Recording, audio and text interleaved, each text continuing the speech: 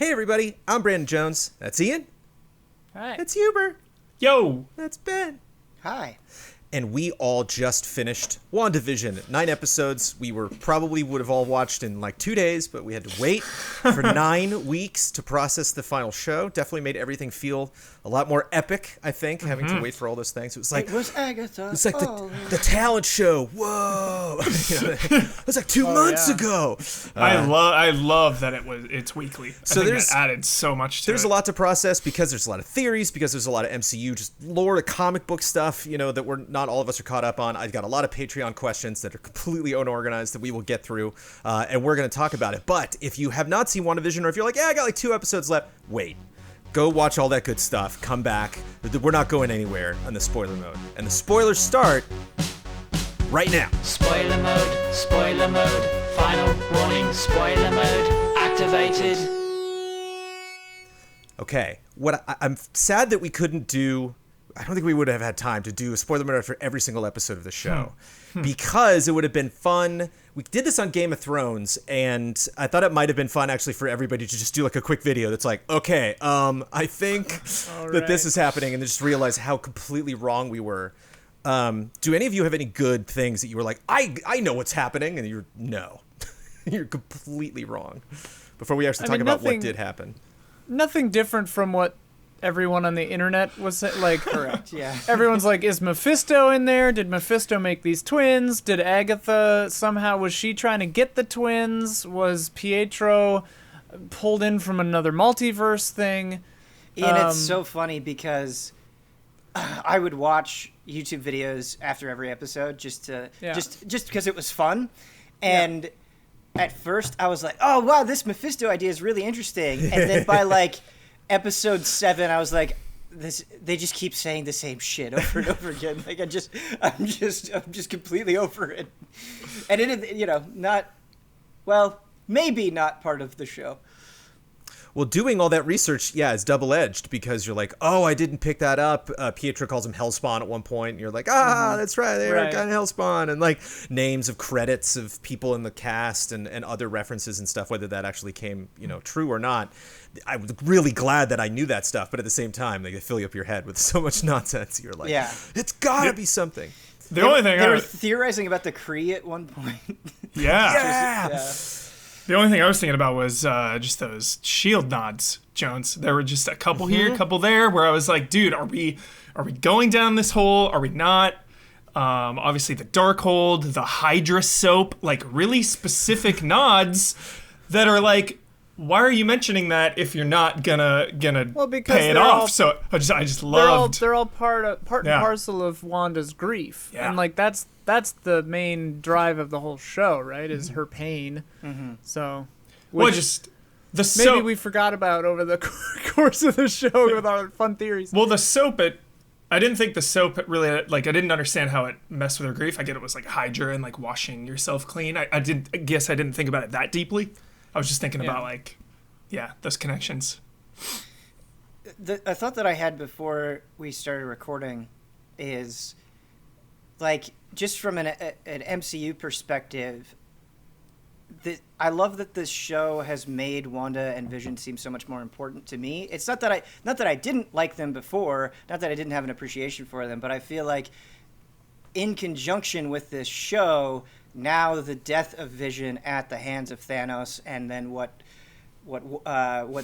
Wanda did to him and all that stuff, like it just means so much more. And I feel like with Infinity War and Endgame, where there's just so much going on, like thinking about Infinity War and Endgame, the first thing that would come to my mind, it wouldn't be Wanda and Vision. It'd be like a bazillion other things that happened in those 2 gargantuan movies. And I love that this show like carved out a space for these characters and made them feel like really important and equal to all the other big players. Absolutely. And like for 2 of the most allegedly powerful beings in the MCU, they were criminally underutilized until now. Yeah. And like kind of still, because like this show, as we all kind of knew, but like this show is definitely like a prologue to things to come, It's like we had to get through this grief so that we can actually get Scarlet Witch, because we didn't know she was called. I mean, we knew, but like she didn't know she was that until, episode 7 or whatever. Mm-hmm. And, like, now we're going to get a Vision back, once he remembers or whatever. And now, like, it's brought a lot of goodwill for these characters because we do need those replacements for Tony Stark and Captain America, Ian. because like I love Falcon and Winter Soldier, but I don't think they have the like emotional gravitas to like be the. So now it's going to be Wanda, Vision, Doctor Strange, But see, I probably would have said the same thing about Scarlet Witch and Vision. Like, they don't have like the same gravitas as the major players in the Avengers. Dude, love Bucky Barnes. Yeah. 10 out of 10 Bucky Barnes. I love him too, but I guess what I'm saying is like, when I think of like performers in the MCU, I think of Robert Downey Jr. And I think one of the biggest takeaways that I have from WandaVision is this just gave so much of a chance for Elizabeth Olsen and Paul Bettany to shine. I mean, there are certain scenes where they are just acting their asses off. Like, they're so good. And Catherine Hahn, hams it up they're like this show holy they make the show, and I really think a lot hinges on their performances, for sure. The shot where Wanda's looking down at Vision's body and Howard or whatever the sword guy is kind of like baiting her into going in to see his body or something. Hayward, yeah. Mm-hmm. When she's like touching the glass and like shaking with like rage and grief, I was just like, whoa, Elizabeth Olsen, dude, acting. Yeah. Fucking A. Also, that like new outfit that she has, the Scarlet Witch outfit, is a 10 out of 10. It's amazing. Really cool. It's 1,000 out of 10. It's superhero so costume flex, dude. Yeah, it's so good.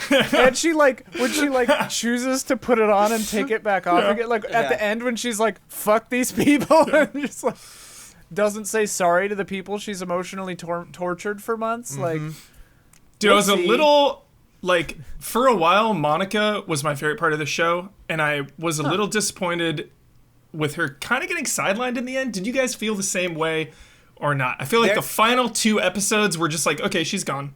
There are 2 characters that I think got sidelined in a way that, not that it, I guess, didn't make sense, but more so that it was just kind of disappointing, because Monica's one of them, and then fake Pietro, Mr. Boner. What the hell? Like, I think narratively it makes sense. It's just that the way that they presented it, and like the big reveal, the way it was resolved felt like so quick and hurried, and like it felt like the show was running out of space to give it. And the Monica felt the same way, because I think she was really awesome. Yeah. But like, there was so much going on with Agatha and 2 Visions and Wanda and her kids that like there just wasn't like room at the end, I think, to give her the space that she needed. Definitely felt they did with Monica a similar thing to what they did with Black Panther and Spider-Man in Civil War, where it's like, this is they buried her origin movie into this, right? And like Captain Marvel 2 or whatever, like she's probably going up to see Nick Fury up on the Skrull ship, like, so this is just her prologue, Totally. The Pietro thing, though, I had a realization, which I think is really funny, is because, Agatha, the show is very meta, right? And so Agatha, besides Wanda, showed the most awareness of how meta things were, because she was awake to it the whole time, right? And so, like, by casting Evan Peters as Quicksilver, she's fucking with the audience in the same way that she was messing with Wanda. Because for Wanda, that character, her brother, has emotional weight. And for us, the audience, she was manipulating us with Evan Peters, because we're all just like, whoa, holy shit, right? And then it all amounts to a dick joke. So It's like, I understand why people are disappointed. I'm a little disappointed. Like, I was hoping this was them, like, multiversing mutants into it, sure. But it is kind of funny that it's like a meta joke on us, It's definitely kind of funny, and I see that point, and I think that is accurate. So hear me out when I say this. I'm okay with it messing with us and amounting to a dick joke. I just think the way that they executed on that dick joke could have been better. You know what I mean? Sure, yeah. Like, I agree. The dick joke could have been even funnier than I feel like it was. Like it felt like it just sort of happened. It was like the way they presented it. It was like they almost forgot that Evan Peters and Monica were in the show, and they're like, oh shit, we got to go back to the script and write this in. Because if you look at like every other scene, I feel like the pacing of those scenes is like really good, and everything is kind of given enough time to resonate. Whereas like the Monica and Evan Peters stuff, it's like you blink and you miss it. Yeah. Well, especially with how much they built up Monica getting back into the hex. It just, that was like a 12-minute fucking chunk of an episode. And like her getting powers and stuff all amounts to just her and like talking to Wanda on the front yard, Wanda going, no. And then we just don't see her again. Like the post-credits tease of her rolling up too. Like, and that scene is so cool when she's like hearing all those voices and going through the hex and all. Like, More Monica in the future though has me. Oh, for sure. So I mean, stoked. Like she was directly tied into Captain Marvel stuff like from the jump. You know, really awesome. By the way, back to like the first or second or third or fourth episode, I think, where we finally see the real world outside of the show. Fourth one, dude, my favorite. One of my favorites. When it shows the blip, the snap, like undoing. You know, wild. Just the way they showed it. In a more traumatic way, because I mean we've seen it a little bit in like my favorite moment, dude. Spider-Man, but like watching the people come back and everyone freaking out. That was the episode where I had goosebumps the entire time. Just so that 4 and 5 to me were the peak of MCU interconnectedness. That was when the mystery was at the height. You know, we were seeing really incredible things like the blip that, you know, like Ian was saying in Spider-Man, we've seen it for a second, but like seeing the blip at a hospital is, I want to see that, you know? Well, it also kind of reminded us that, like, the snap not only, you know, affected the MCU in the way it did, but, like, Endgame was literally Endgame. It was before, like, all production halted on all this stuff. Everything got postponed. We weren't sure, are we going to be watching Black Widow in theaters? Are we watching it at Disney Plus? Like, what's happening to all this stuff? And so, like, we get back into these worlds and we're reminded, like, oh, yeah, it's really just kind of Ant-Man and the Avengers. And now this, like, we don't know what Doctor Strange was up to. We don't know what, you know, it's like, we don't know what a lot of, I mean, we know what he was doing when the snap happened, but like all of the other sorcerers, like what, you know, are we going to see maybe in Doctor Strange what they were doing? That would be fun to see, like their whole journey getting Endgame ready. You know, it's like they showed up, like they brought Scarlet Witch over. So it's like, how did that, you know, like I would love to see that moment from Wanda coming back and being like, and they're like, you're back. And she's like, is Vision back? Like, no, just you. We need your help, you know? And then all of a sudden she's through a portal, then there's Thanos again. She's like, oh man, I'm going to beat the hell out of this guy. It's going to be fun to go back to that snap. Well, and then is like, Spider-Man, is Mordo going to try to like hunt Wanda now? Because he's trying to kill all the sorcerers, you know? Right? Mordo, the guy who left at the end of they Doctor played. Strange? There were 2 Doctor Strange references in the end, the post credits. Right. There was her doing the trick that Doctor Strange did, studying while she's drinking tea instead of sleeping, and the music was the which is only one movie, and it's like, no, I know that theme. I just want to use this opportunity to say that, like, the idea of it is already insanely excited, but the show has gotten me even more excited. I don't think I've been as stoked for a movie as Multiverse of Madness in a very long time. Sam Raimi, dude. Sam Raimi. Holy shit. Danny Elfman. Somebody who's created some of my favorite movies of all time, just getting to go loose with these crazy ideas in witchcraft. I mean, we're basically dealing with the Necronomicon anyway, so it's like, it's going to be Pretty like, much. when I go into that theater to watch that movie, I'm going to be so excited. Also, Loki, that trailer was insane, and that show's going to be awesome. Well, and Loki has that's why Mephisto, I think, was on the top of mind, because the stained glass. The stained glass of the devil that looks like Loki, but it looks like Mephisto. Like, who knows, man? What's also cool, though, like talking about seeing the other side of the snap, is like it affected like Sword and what Sword was about, and like sort of changed their perspective on how they operate, which is really cool.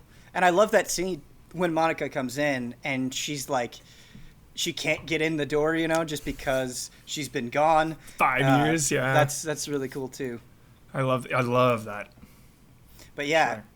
Shout out while we're just kind of going through everyone. Sorry to cut you off, Ben. What were you gonna say? I was just gonna say, like, I feel like those YouTube videos like filled so many holes for me that really helps. So it's nice having that. Shout out to Jimmy Woo. Oh yeah. Oh my God. Jimmy and Darcy. Woo. Yeah. Darcy, like, I'm on the fence with Darcy, man. I don't know. Ian, I'm kind of with you. I think Darcy is just like inherently likable. Like So every word that likable. comes out of her mouth, I think she's just very. She's very charismatic, but what she ended up like amounting to kind of felt like nothing. Like Super she just comes at the end with the card and is like, enjoy time in prison. It wasn't any more or less than she did in either of the Thor films. Yes, exactly. She came in a dark seat and then left. Yeah, well, but also like yeah. for me, like, and I don't know if it's Kat Dennings' fault even, but like, or if it's the direction or what, but like for me, her performance is always just slightly. It feels just slightly off key from everyone else. Like other people, like Jimmy Woo's making jokes, right? But then Darcy's making like audience meta jokes or whatever. And it's like in WandaVision, it fits, but there's just something about the way she's doing it that doesn't feel like it belongs within this universe of the MCU. It was kind of even that in Thor as well. That's what's tricky about the MCU in general, and why I think they stuck the landing so brilliantly, is that you had all of these people, you had a different writer, different director in a lot of cases, although there was like a duo or trio that wrote like a lot of this stuff throughout the MCU, but they would introduce a character and then somebody else, like ending with the Russo brothers that had to then take that character and be like, okay, like now that I've seen Homecoming, what's Spider-Man gonna do in Infinity War? And so I wonder if that was just them, like they're like, I gotta write some Darcy dialogue for Darcy, to have her. Right. But her, I liked that she was around to unveil the television aspect of it. It was neat that she, that she came in as a nerd, and I liked that she was still.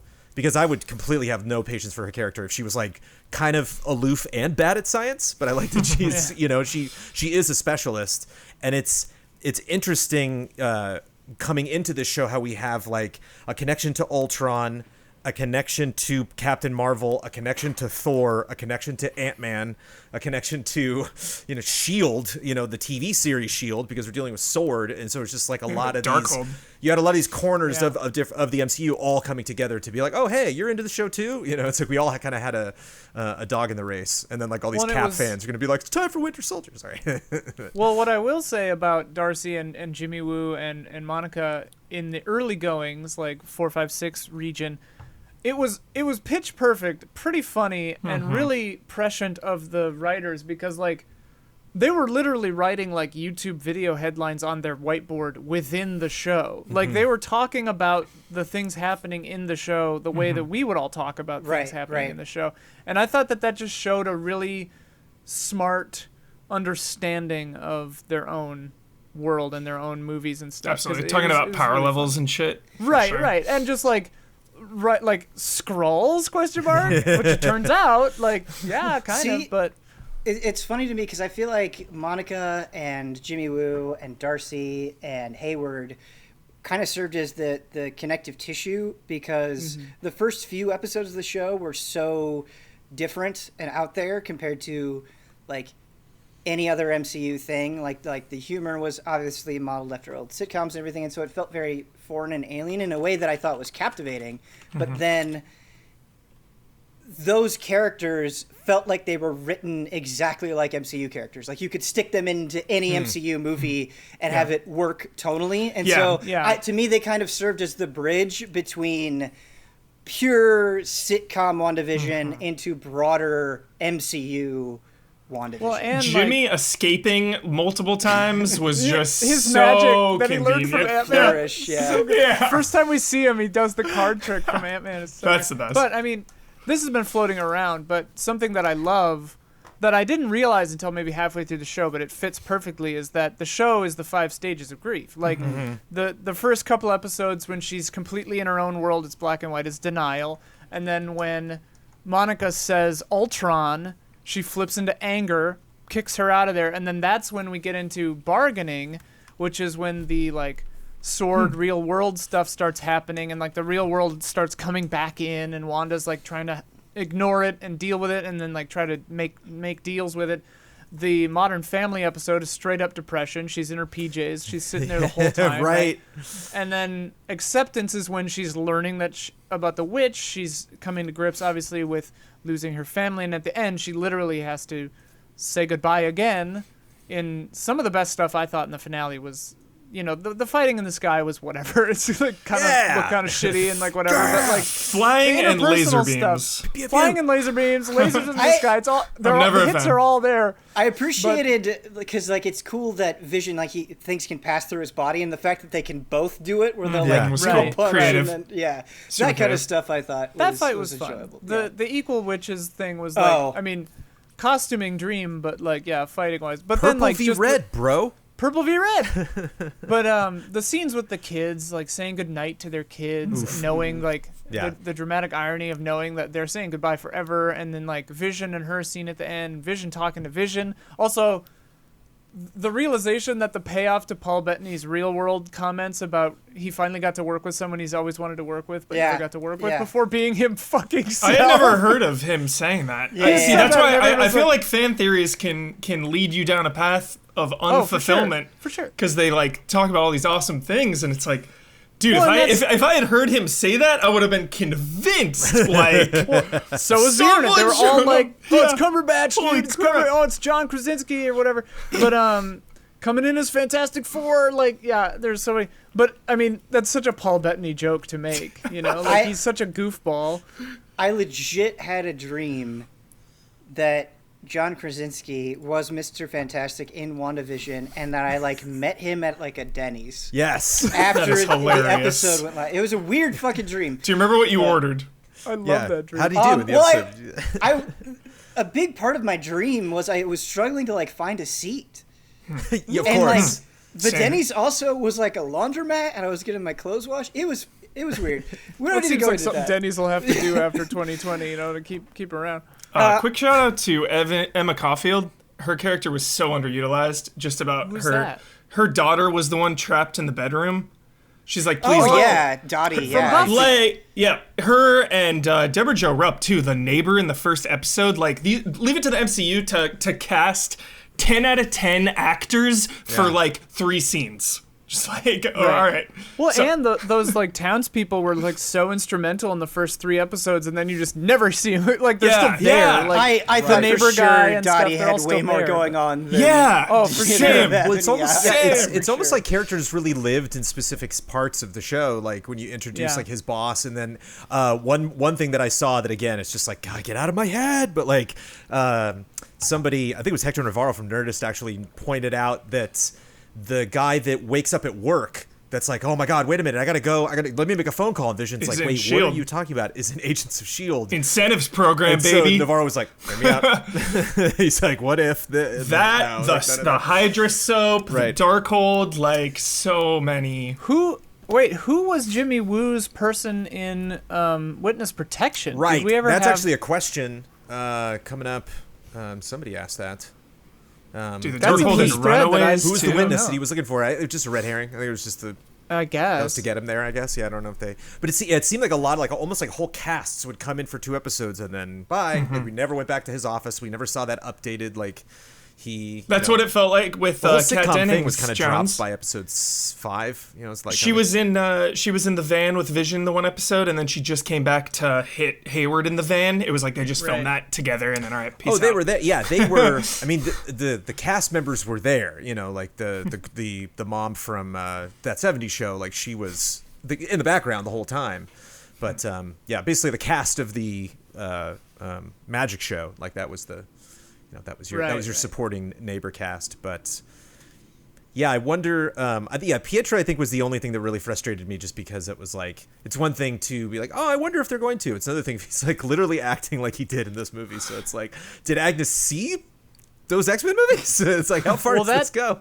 That's something I'm curious about, because if she knows about the Sorcerer Supreme, which currently is Doctor Strange, like theoretically she could have access to other realities, and one of those realities could be ours. And she saw. If they're like a DVD X-Men set movie on like Doctor Strange's shelf, I'll be like, all's forgiven. All's forgiven. Sure. Like, if they do something like that, straight up. Because the face being different doesn't make sense, especially if we've seen J. Jonah Jameson in Spider-Man Far From Home with the exact same face. Right. Like, why would he have the same face and this Pietro have an entirely different face? Raimi's in the fold again, so it's like, who knows? But like Alfred Molina as Doc Ock or something is the only rumor that I've heard, like, down the line. I mean, I heard. So like, I mean, I don't even know if that's a rumor. I think that's confirmed, actually. But like the next Doctor Strange, the next Spider-Man are dealing with multiverse stuff. So like, I think that it's possible they'll address these quandaries. Totally. I mean, it is weird because now it kind of definitively, well, pseudo definitively says like, if we get X-Men, it probably won't be any of the actors that have been previous X-Men, which is probably good at this point. It's a question of ownership. Disney just wants to own it. You know, we want to own all of it. Not, we don't want to like, have the old, stuff tied in or start it all over. And they want another 10 years out of it. And so a lot of those people. Right. Another thought about the kind of like meta narrative of this show is like, because we didn't get to binge it. Which I love. I want to say something about that when you're done. Okay, for sure. But like, because we watched it over 2.5 months or whatever, and because the show is about grief, and like you guys know, like as people who've experienced terrible grief, like the thinking back to the first couple episodes feels like a different life. Feels like a different lifetime. Like it feels like a compartmentalized memory to me now, right? It feels like I feel so different knowing what I know now and feeling how I feel now than what I did then. And I think that's a really effective thing that this show did, is because that's how it feels. Like you think back to before people died, and it feels like this strange other life, like this other reality, this fake TV show, I think that's what makes Wanda's character so sympathetic is she's not like this super elaborate puppet master necessarily who has complete understanding of what she can do and is like doing these cruel things intentionally. It's like the power that she has is a raw manifestation of her grief. It is literally like emotion creating this space where she cannot feel pain,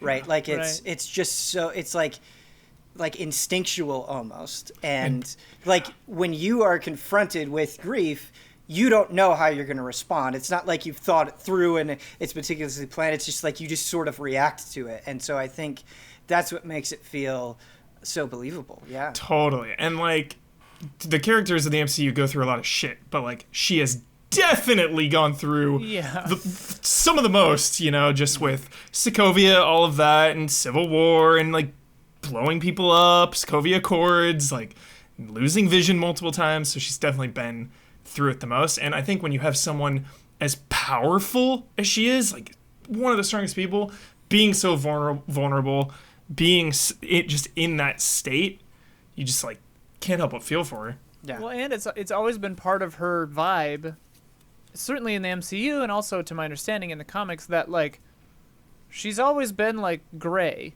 She's never been like clearly good, clearly bad. She like kind of is chaotic neutral always. And I really love that, and I like that it's not. They're still leaning into that. Yeah. Like she's a liability in a lot of cases. Well, the Darkhold, really to be trusted. The Darkhold is sketch as hell, and that final shot is sketch as hell. Well, like, Monica definitely she's Hellboy now. Yeah, Monica has a really, really, really good line that I think perfectly contextualizes Wanda's character, where she's like, if I had your power, I would have done the same thing. Right. And Love so it. I loved it, Ben. I think that's really the heart of the issue. Is I do think Wanda is actually a really good person, but when you literally have the power to bring your most cherished person in the world back to life, no question. Like giving into that is a like, very and human as soon as thing. Yeah, as soon as she realized, too, how much damage it was causing everyone, she was like, no, shit, oh, shit. Because she was like, wait, no, you're happy, right? Oh, no, you're not. Yeah, okay.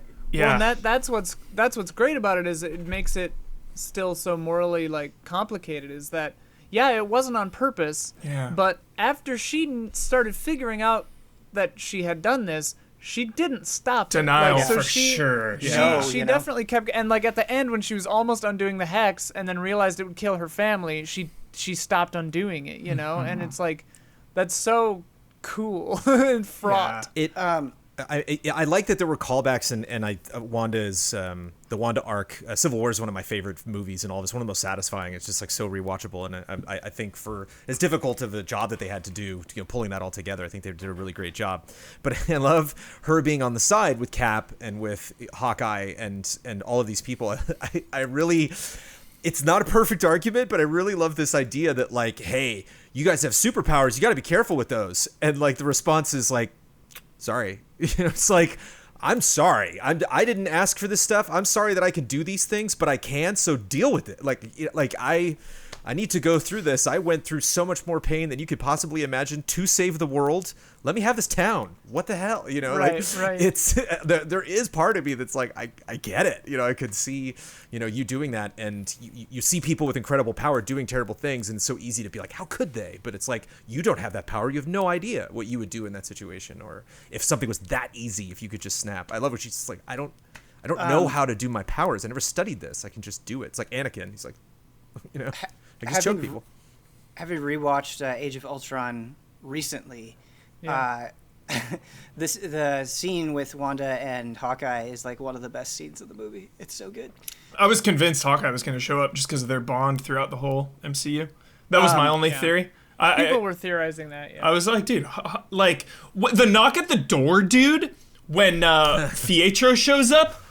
I thought it would be hard. Every episode, I was like, someone's got to send Clint in there, man. Somebody send Clint Barton in there to have a discussion with her. Because if anyone could get through to her at that point, I was like, it'd be Clint. And then, they have little did I know. He's got his own show. Yeah, exactly. They have that scene at the end of Endgame, which may or may not have been a deleted scene, where they're talking. They're like looking out at the shore, and they just have after the funeral. Yeah, 30 seconds where he's like talking about Scarlett Johansson or Black Widow, and then she talks about Vision and just saying like, well, they're both, they can rest in peace now, or whatever the hell. She like kind of turns to the camera. Remember Vision?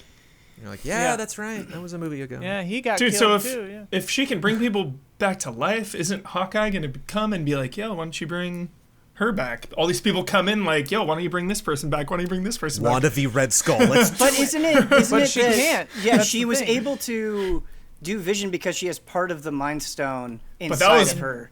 Right. For sure, but now she's even more powerful. Now she's got the Darkhold, so who even knows what the hell? Sure, yeah. In that context, yeah. But I mean, like, he couldn't leave the Hex before. Whereas now, I want to talk about Agatha really quick, because I had this because I really love Agatha in the show, but I had this realization where I was like, wait a minute. Like, a common criticism of the MCU is that the villains are pretty forgettable and underdeveloped. And I certainly don't think Agatha is forgettable by any means, but I definitely think you could slap the underdeveloped label on her. As much as I liked her, as entertaining as she was, I don't feel like I can, like, there was, on paper, there's motivation for doing what she's doing, but it was never really, like, super convincing or relatable or compelling. It was just like, I want more power, I can steal power, and like that was kind of it. Like it didn't get like fleshed out in a way that I thought it probably should. Of course, I think Agatha is going to come back around. Exactly, and that's my problem. Yeah, that was my problem with it in the end. I think WandaVision. I love this show, but I think it stumbled at the end because it was like, yo, more to come, MCU. More to come down the line, you know. But, so it kind of felt. All of them are. Of course. But as the first long-form TV show, week to week, different expectations, which I do want to talk about. Rip Shield. Loved, absolute Rip Shield. You know what I mean. Feige in-house. Yeah. First TV show that counts. Yeah. Rude. The week to week, the non-binging, and just how our expectations, you know, they do the 2 black and white episodes on week 1. We think we know what the show's going to be. Then episode 3, we still kind of, you know, slowly peeling back the layers. We think we know what the show's going to be. And then episode 4 hits with the blip. And I feel like that moment after that episode, that's when the floodgates opened. Everyone was like, oh, okay, you know, we kind of think what the show is. It's great, you know, slowly unboxing the mystery, you know, all these old sitcoms. We had an idea of what it was going to be. And then I just think that episode 4 and then 5, I just felt like going week to week was a water cooler moment. It was like those old seasons of Game of Thrones, just these discussions and obviously all the fan theories. And I just think binging it would have been so different. So I'm just super in favor of the way this was released, just the conversations being had and subverting our expectations with all the fan theories, with just slowly changing. Huber, I would say Sorry, go ahead, Ian. Well, I was just gonna say it's funny because, on the same token, it kind of went exactly as we, or it kind of like I didn't know the nitty gritty, but it kind of went exactly the way I thought it would. It's like, okay, the first 3 or 4 are gonna be the standard old timey show, but a little weird, and they're gonna keep going a little more and more weird, and then they're gonna bring in the real world stuff, and then like everyone, like Agatha Harkness or whatever was the twist that everyone saw coming, but I wasn't mad about it. You know, it's just like if you've watched a Mr. Sunday Movies thing or seen the comics at all, it's like, okay, she's probably Agatha, like probably. I mean, it's funny because before I watched any YouTube videos or anything, just that first episode, it's like, yeah, something is up with Agnes. Like, oh, for sure, for sure. Hey, well, I think her saying, "What's the name of the dog?" and she's like, "And I killed Sparky too." Sparky. I thought I killed Sparky too was like, who gives a shit if you didn't know it was me or not? That's not what's going on here. Like, I thought that was very much clear. The writers being like, obviously, you know, like we weren't slipping you clues, like her brooch and all that, you know, there was like a lot of visual, you know, stuff with her. They're like, we wanted you to know so you could look forward to it, and that's then they have a big fight, you know. That's what I was gonna say is like, I don't think, like, the showrunners obviously were playing with us and like wanted to keep some stuff from us, but unlike Game of Thrones season 8, for example, whatever, like, they didn't care if we guessed right or not. Like, they're like, this is the show we're making. Right. Mm-hmm. And this is what it is. And I know that, like, in the last couple of weeks, the showrunner and Paul Bettany and stuff did a little damage control, I guess. They were like, yo, pump the brakes. Things get out of hand. There's not a big, like, Doctor Strange isn't showing up or whatever, but, like, yeah. It doesn't help that we're coming straight off The Mandalorian as well with that whole big reveal. But Huber, I want to go back to your point about it being week to week, and I think it's funny because even in I like agree with your opinion like 90%, and where that 90% is coming from is it created water cooler moments that I don't think would have been there at all if it was bingeable. Like, obviously some things still would have gotten a lot of hype, like Evan Peters and all that stuff, but like I loved that I think elements were appreciated and savored because they couldn't be glossed over or swallowed that's by what I love. The bigger reveals. Ben. And so I think it allowed the audience to appreciate the show far more thoroughly. Yeah, like those commercials are a great example of that, Ben. Each one of those commercials each week was like just diving into what they meant, what they were all about, and I think, if you just kind of go through those... Binged it, like, that wouldn't have happened to nearly the degree that it did.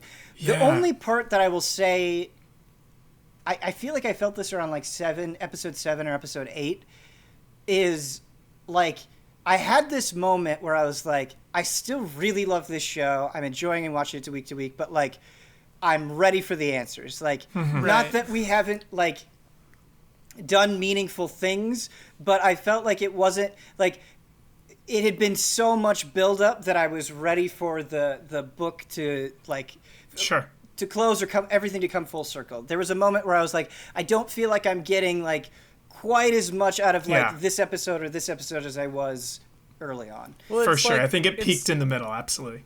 It's like in the early days of Lost, I watched seasons 1 and 2 binged, and then I caught up with it. And then had to feel the pain of, like, every episode you only get, like, tidbits, you know? Yeah. And so, like, a meme I saw about this show is just, like, it was the final thing, like, the stay tuned thing that it shows at the end or whatever. And then it was somebody like, fuck you, I'll see you next week. Like, I think it's, like, every episode I was like, it ended right when I thought it was about to get started because it would, like, compress time so much, you know? It's funny because like, I think a good example of the feeling that I'm talking about is like, doesn't Monica get captured in like episode 6 or 7? Yeah. Yeah.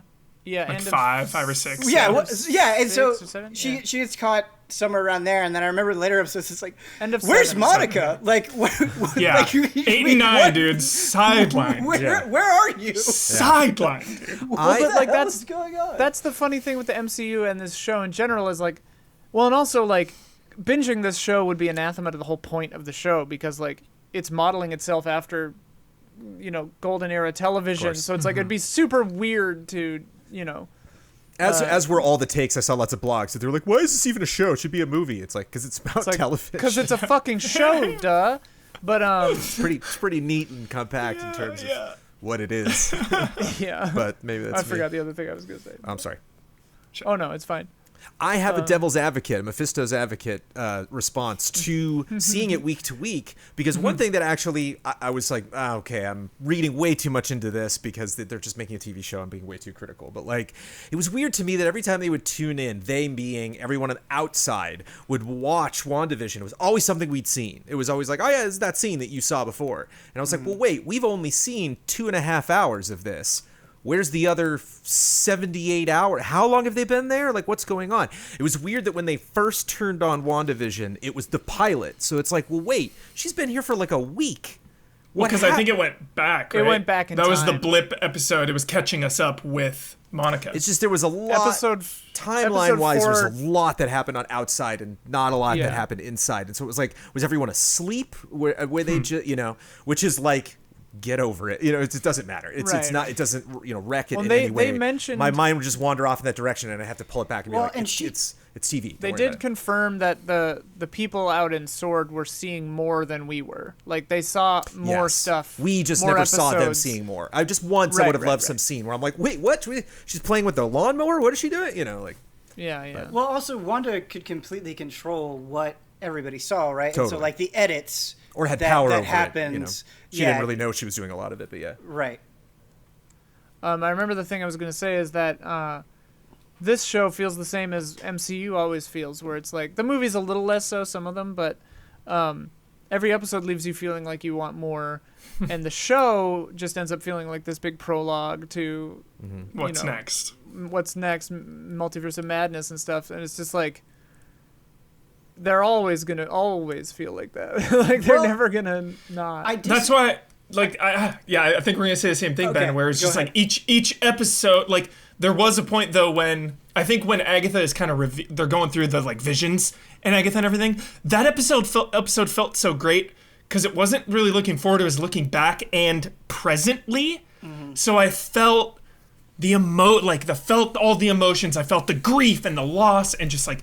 Everything, 8, you mean? Yeah, and just I felt all that and wasn't really looking for like what's gonna happen next. Like all these big payoffs. I really got to settle into it. That's funny. In that moment, I felt that way 12 hours after watching episode 8. During episode 8, I was like, I understand narratively why you're giving us this, but like, I want to see I want you to get there now. It feels like feels like you're stalling a little more, but I mean now I'm like, oh no, that was an emotionally very important episode, but at the time I was like, fight somebody.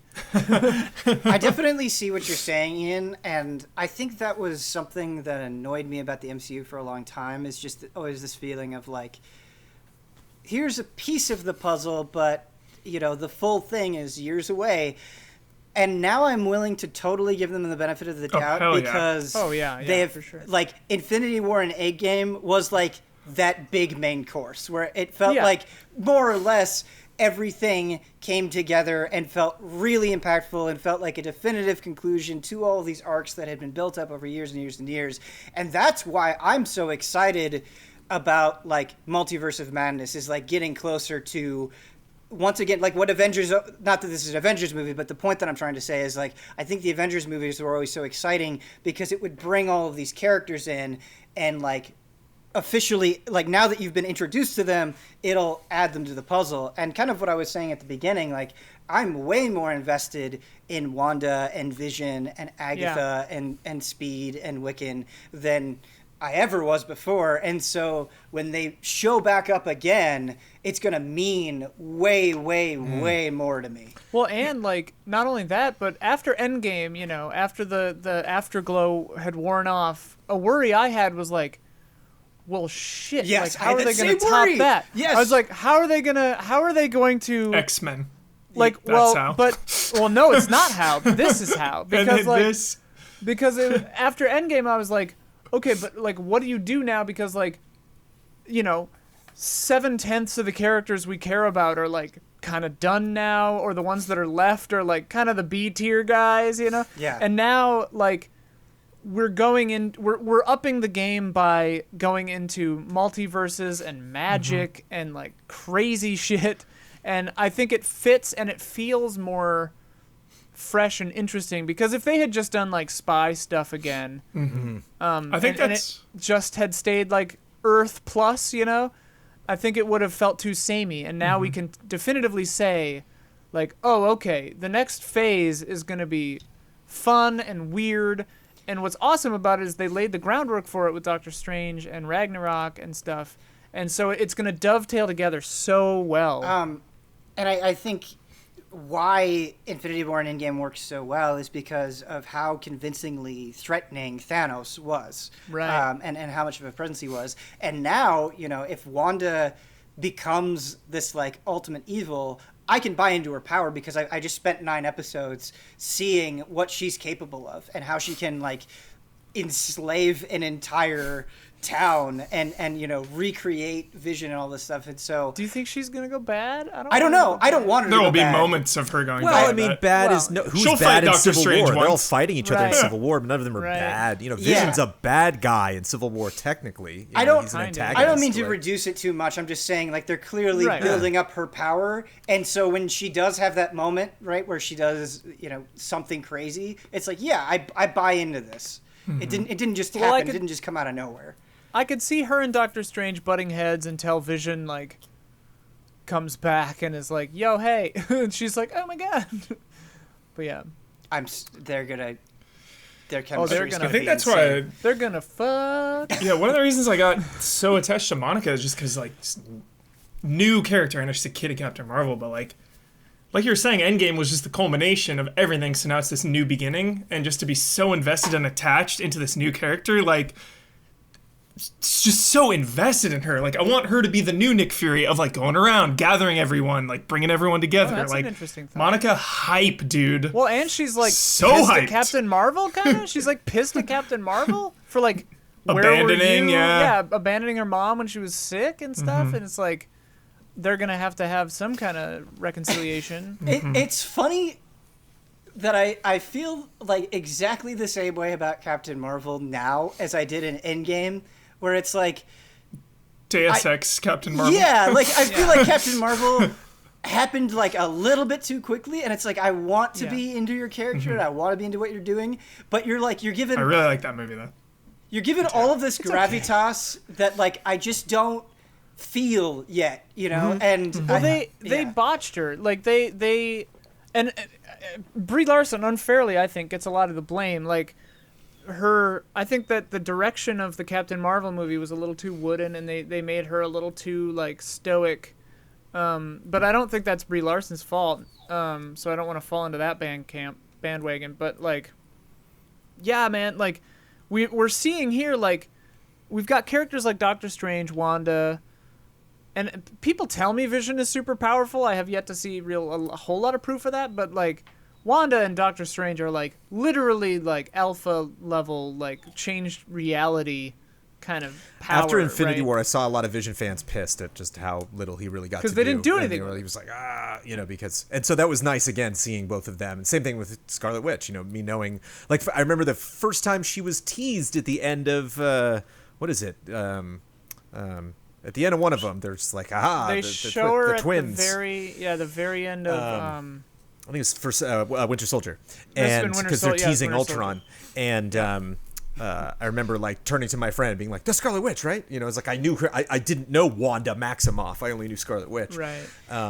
And Victor Fan brings up an interesting point because it's interesting looking ahead, but also on a lot of times in the MCU, something won't, like the first Captain America is not great. It's really great after you watch all the other great. I think that movie's way better than fucking great. I think that movie is way better than people give it credit for. I really like it. I think it's really good.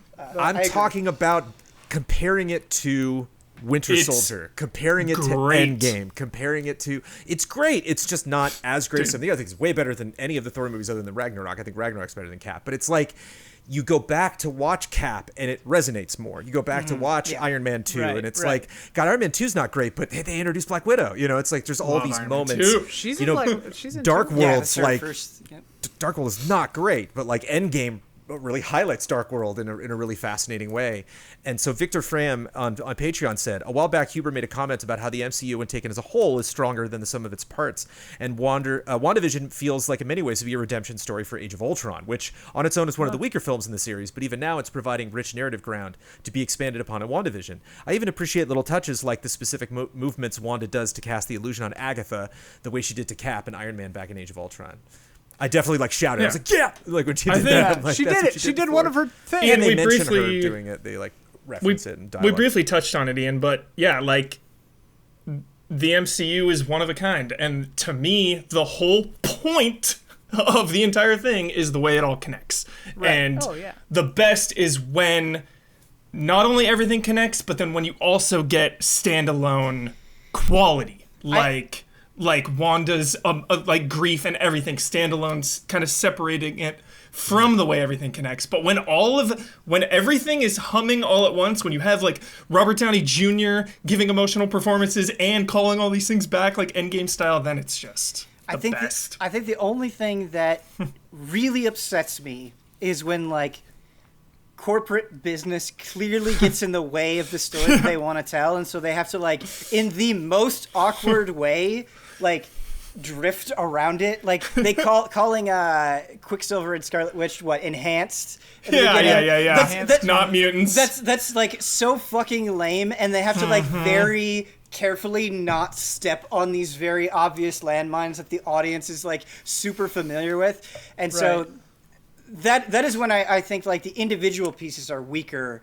Right, yeah. Because now... Sometimes it suffers, for sure. Because now that Disney owns everything, they can incorporate that, and that's exciting. Yeah. But it's just I remember that being really annoying. It's clearly this is the story you want to tell, and you can't exactly because of... Well, and what's great about looking back, like you said, I liked your point about how this show is kind of redeeming... or the patron's point about redeeming Ultron, because Sophia and I watched Ultron before this, before WandaVision came out, and man, these movies, MCU stuff, because I was rewatching a lot of them, they just hit different when they don't have any pressure on them. Yes, they absolutely do.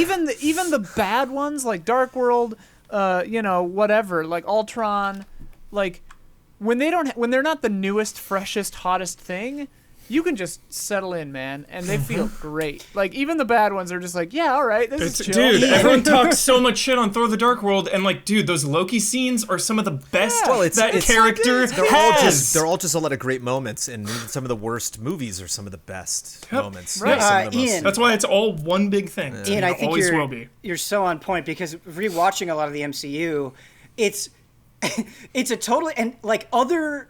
I feel like other movie series can't really say this in exactly the same way as the MCU can, because your mindset going into the movie is way different than I want this to be as good as best movie in the series. That's one sort of mindset you can get in.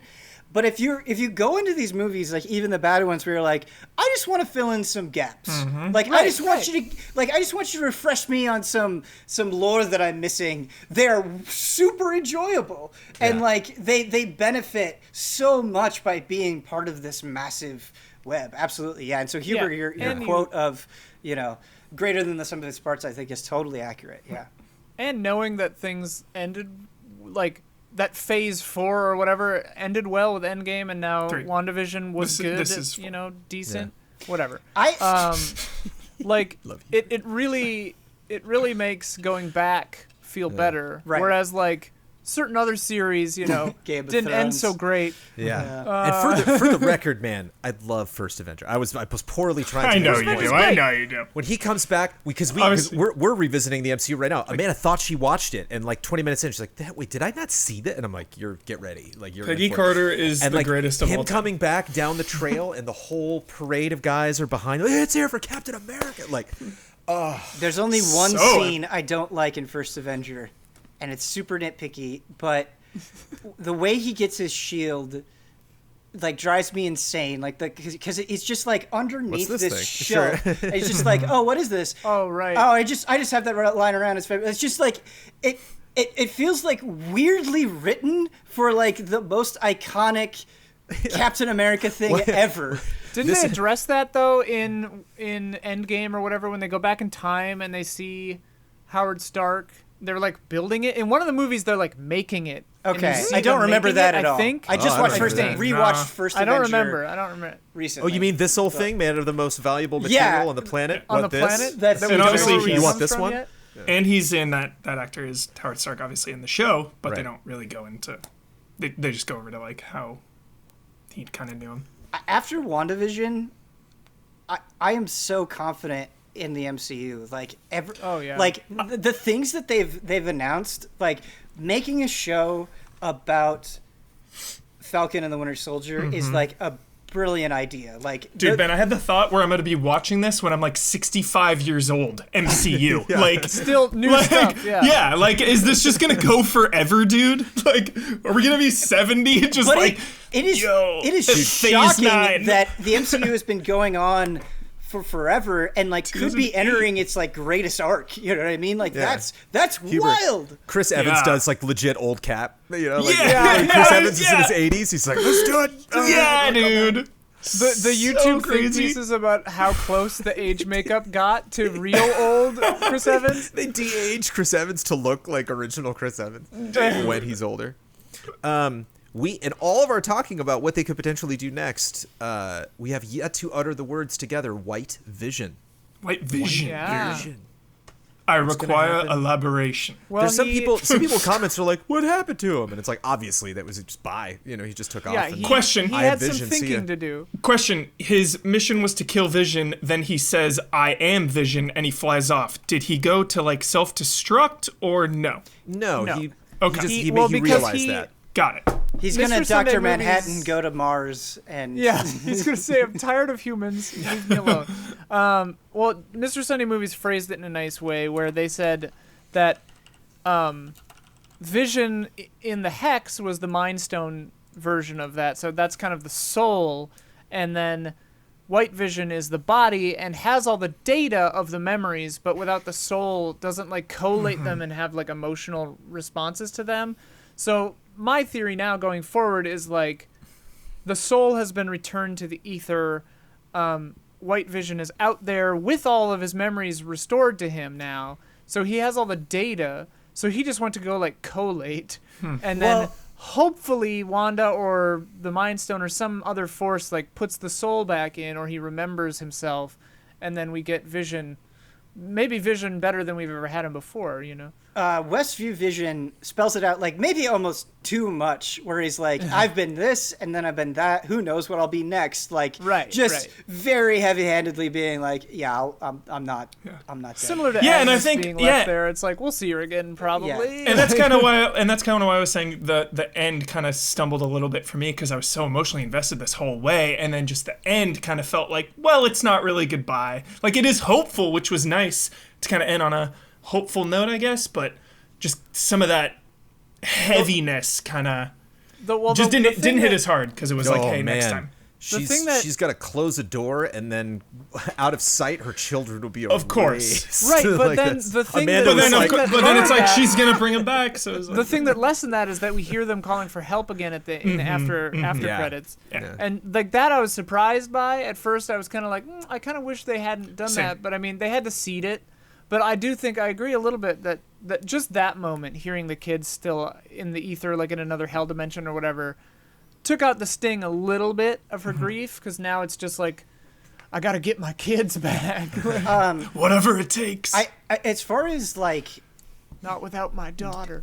Developing kind of a world going forward, WandaVision, I think, has shown me that the MCU is taking like maybe the smartest path forward that it possibly could, where like it's not desperately trying to grab onto old heroes like Captain America and Iron Man. It is definitively moving on, but it's not like forgetting about the people that are still there. It's making them like stronger than they've ever been, right? So Wanda and Vision, Falcon and Winter Soldier, Loki, it's like it's doing justice to those characters that still exist in this world, but it's also going out of its way to introduce brand new characters. Like, I am stoked to see how the Eternals fit in to all of this. And I love that. I feel like they're not really just taking one way forward. It's sort of like this like multi-threaded approach that's all going to come to this brilliant point.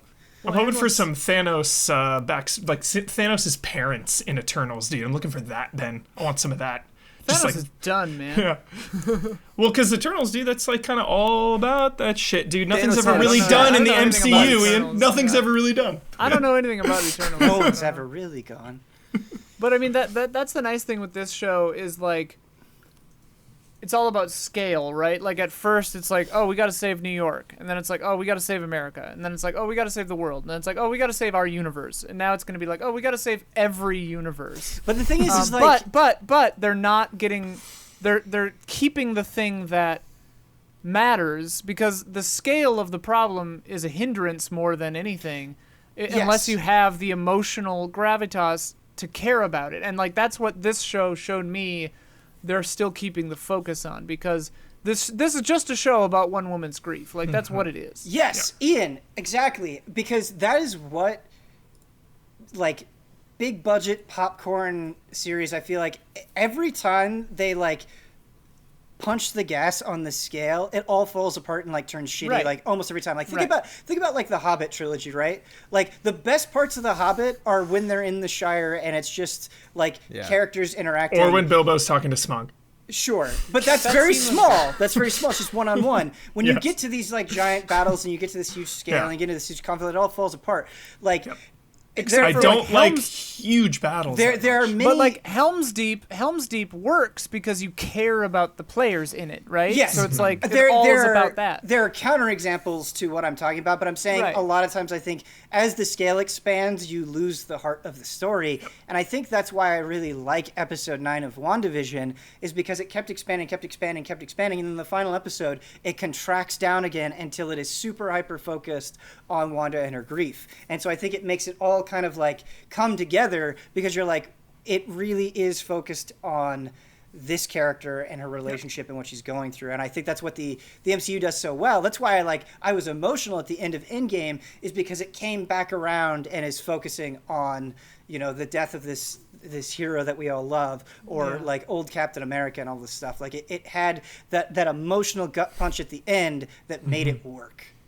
And like the family aspect of this too, like the scene where they're saying goodbye to their two sons and they both switch beds to like kiss the other one, I was just like, oh man. Or when she realizes she's gonna destroy him, when they're like clawing, Vision is like, ah! And the kids know when they're in bed that they're gonna disappear. Like that, like that's what makes it so horrifying. I think one of the things that really resonated with me, and I think mystically is fascinating about this. You get into Doctor Strange, and like they have a lot of texts, they have a lot of practices, a lot of motions that they go through. They're teaching. They're communicating with other parts of the world like instantaneously. But I like that with Wanda, like no one really can tell her how her powers work. Like you have this very powerful, very educated, witch that's still like just mystified. Like I don't know how the hell you're doing this. And I like that the show really extends from the abuse that that Wanda underwent before we got to rescue her kind of in Ultron. And this moment kept resonating in Infinity War, Huber, when he's like, I don't know what this is. Like I know what it is on paper. Like I can talk to the collector and have him tell me about it, but like I don't know if am I it? What of it is me? And I like that even at the end of the show we've been through so much, so much has happened, and we're still like I don't know. Like what is White Vision? I don't know. Like no one has the right answer. They can only just communicate how they feel about these things. And so I like that there's still a mystery there about like what happened when she was connected with the Mind Stone. What happened when it became part of Vision? All the stages of Vision's life were all accidents. You know, like there's never really been like a diagnosed plan. It's just it's like unclear who's responsible too on any step. Yeah. I love how they're dealing with the Infinity Stones as well, because it's not like there was all this buildup and then Endgame happened and suddenly the Infinity Stones don't matter anymore, They're and not you never hear about anymore, them again. But you're still seeing like these enormous like rippling effects of the Infinity Stones. There's still these like, you know, world-changing pieces of power, and I love that there's still like a central part of the storyline. I think that is really cool. Who's the bad guy in Doctor Strange? I'm sorry, Ian, just really quick. Who's the bad guy in Doctor Strange? Dormammu. No, the guy who's too many sorcerers. Mordo. Mordo. The end bad guy is Mordo. Yeah, but that's Mads another Mikkelsen is thing that'll come around. Caius or Cassius. Yeah. But him saying, you know, he's like, oh, I fixed everything with the time stone. Caecilius. The bill always comes due. And so like even that arc of the time stone still hasn't found its resolution, really. Well, and that's what I love about the MCU, and I'm realizing the more we talk about this right now is like the entire MCU, the through line of everything is knowledge. Like it's all about various people's quests for knowledge and how much you know and don't know, and the threat of what you don't know, and trying to come to grips with what you do know. And the Infinity Stones now are more of a known quantity, so they're not this unknown threat, but they still exist, and we still have to grapple with them, which in some ways is even harder. And like that is a really interesting element of this, because it is kind of about knowledge and learning. That's what I loved about Far From Home, Ian. Just that knowledge of like Beckett and stuff. Just like the power vacuum left by Tony Stark dying, by the Avengers fallout, like people trying to capitalize on that. It's funny to think that had the pandemic not happened, we all would have seen Black Widow by now. Yeah. Before WandaVision. So like how would that, if at all, change our perception of this picture, basically? Well, and that's the question too, like moving forward with multiverse being in the picture, is like, and the nature of the Soul Stone and stuff is like, are you really gone, or are you existing within like a stasis thing?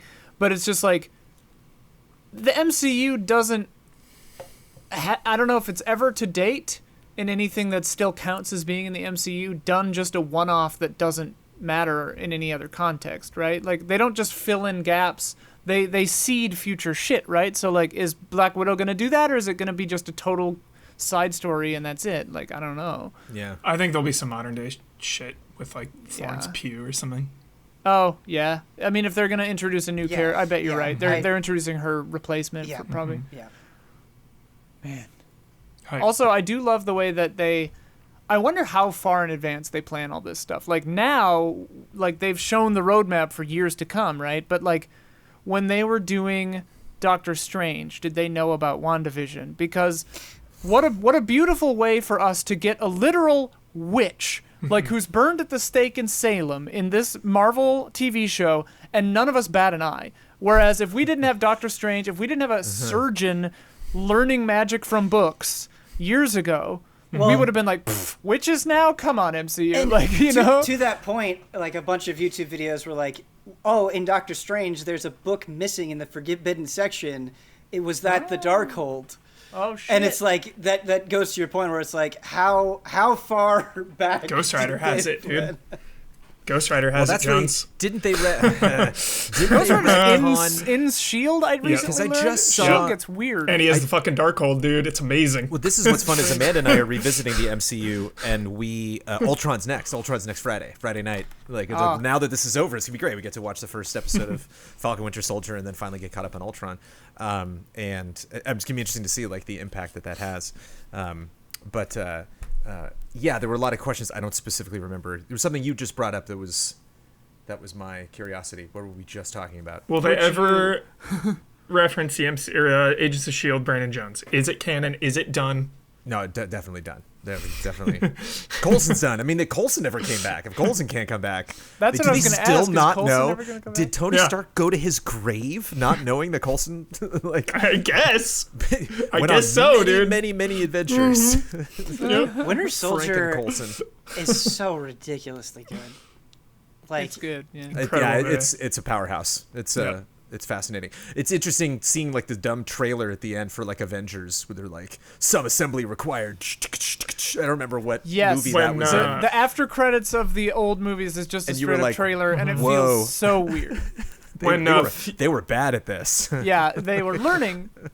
I'll When be right back. Fury's You in keep his going. apartment, I love that moment, Ben. Winter Yeah. Soldier, when Fury's in there, and you hear that song, and then that's the That's the how song Endgame that's in ends. the end, yeah. It's my favorite, dude. I was weeping like a little baby in the theater. Oh, but we just saw Guardians. Yeah, it was going to be something about Guardians. But I mean, that, again, just them talking about Infinity Stones and the impact of that. Talk about knowledge. You know, you seeing the Collector and just kind of his vanity ultimately, like, cursing him. You see his collection, like, intact for 5 seconds, and then it just, like, half of it blows up. The Dark Elf, like, snuggled in the corner. when they make MCU X-Men, that is going to make all of the money. Like, it's gonna be like an inescapable force. It's pretty nutty how much money that is still left on the table. Yeah. It's completely lost. I don't care. I'm going into questions. Blade, dude. Blade. Who has the book? Wait, it was... I can't remember. Have they announced who's portraying Mahershala Blade? Ali. Okay. Yep. Cool.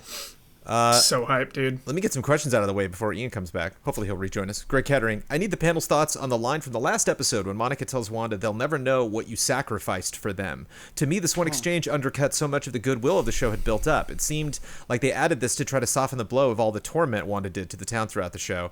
Where in the same episode you had those townspeople pleading to die to be free. Mm-hmm. It kind of hit me the same way, Dark Knight.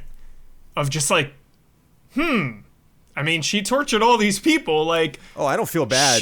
She gave up her like new vision and kids, but like she also tortured these people. So like anything, like you need to give up everything to let these people go. So yeah, that line was kind of weird. Well, I get that perspective, but I don't feel that way because it comes after Wanda recognizing what she had done. I think if it had come before where she was just still kind of like, wait, you're happy, right? I think it wouldn't have. It's like when you have a friend, right, and you know that they did something terrible and like they acknowledge that they did something terrible, and so you're like, okay, well they're already dealing with the pain and the guilt of that thing, so let me try to see it from their perspective and why. It felt like a moment of empathy, not really a washing away of what had happened, but a next step where it's like, okay, we both acknowledge that you did something horrible, and you're going to feel that pain on top of the pain losing your family again, and so like you did sacrifice a lot. It doesn't take away from the fact that you did something horrible, but you know you could have just stayed here with your fake family forever. Great read, Ben. I mean, I like that. I changed my mind now. I like that. That's awesome. I kind of agree with both of you. Like in the moment, as a show, it felt like Wanda didn't even say sorry or anything. Like she didn't have any comeuppance for this. Maybe Just she will in the flies future, away, but I agree that I mean like it'd be kind of dumb if Wanda just like goes to jail or something. But it gets into like perpetuating abuse, like kind of a thing too, but it's a sticky wicket. I'm surprisingly unsympathetic to collateral damage in the series. Like I've always I roll my eyes whenever I see that scene with William Hurt where he's like, "Look what you guys did in DC." It's like you did that. Like they were gonna kill 20 million people, dude. It's like was the Avengers supposed to let that happen? In that case, though, I mean, if aliens invade Jones, yeah, but if you go to the place and like, well, the one that rings false to unleash. me. The whole cause of the Sokovia Accords or whatever is like they're getting blamed for like the city, for Ultron lifting up a city to make a meteor to kill the whole planet, and it's just like, right, but like if you watch, and I know he wasn't on the ground, but like if having seen that movie, like their main focus when the city is getting lifted up is getting people out and getting them to safety. Like they are trying their best. And then, like... In that case, though, they made Ultron, so it's like they're 100% right. responsible. Yeah. I mean, I guess that's true. But, like... So, yeah, it is kind of a chicken and the egg thing, but well, I don't know. The thing with Wanda, right, is...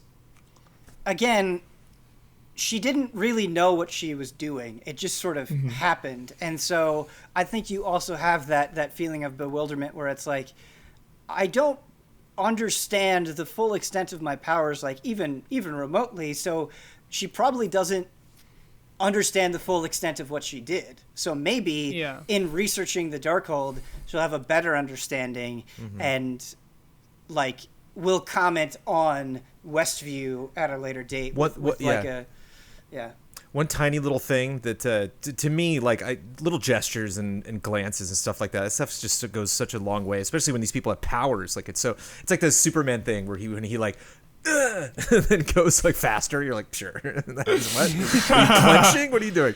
And I like when Agatha is like, you don't know what you're doing. You don't realize. You see all of Agatha's motions and everything she's doing, and then like Scarlet Witch flies in front of her and does this little wave of her hand and vanishes. And it's just this real. It's neat to see her kind of reclaim her power and be like, wait, no.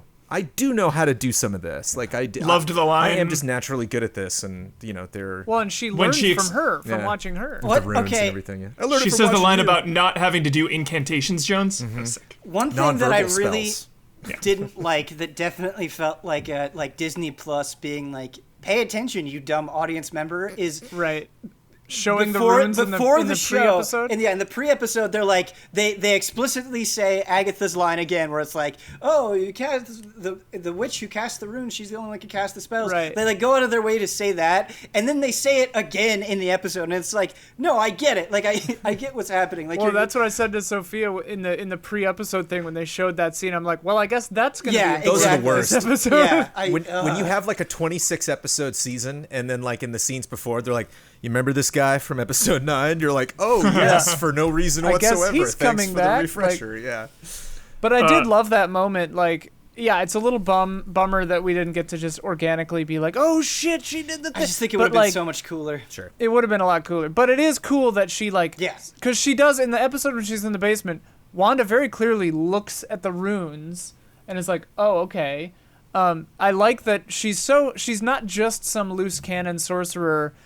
She's also like innately good at it too. Like she's not just some random mistake of the universe. Like she's actually got that talent too. So she can like see that once and be like, okay, I know how to do those. And it was very conspicuous when they were fighting in the sky that she was missing sometimes. And I'm like, okay, she's up to something. Like she's doing something. That's what's so cool about Wanda's character though, is like really kind of her defining trait is like she keeps losing things. Like she lost Pietro and then she lost Vision, and then she lost Vision in her family again, and she like kind of keeps she struggles with it, right? Lost like her parents, lost her homeworld. Yeah, yep. But there's a persistence to that character, and kind of like eventually a commitment to like throwing yourself back into the fray for what's right, and I like that a lot. I wonder if there's, I mean, I don't know this is a complete guess, but I wonder if in the comics, like if there's something with chaos magic that it like balances out by taking things from you, like around you. It's heavily explored in Runaways, which is part of the MCU, but not really part of the MCU. It's like all these Netflix shows, and it's just wild because, like, again, S.H.I.E.L.D. and Runaways and all that stuff is like, hey, we're part of the MCU, but like, it's not. So like, it's really frustrating though. It's frustrating when like days. It's frustrating when the business people say it is part of it, but then they like refuse to like agree. So it's kind of manipulative in that sense. Yeah. But it is interesting to have watched Runaways, and all this stuff is heavily featured. I mean, season 2 was the Darkhold, and a witch comes. One of the main characters is Nico. She's great.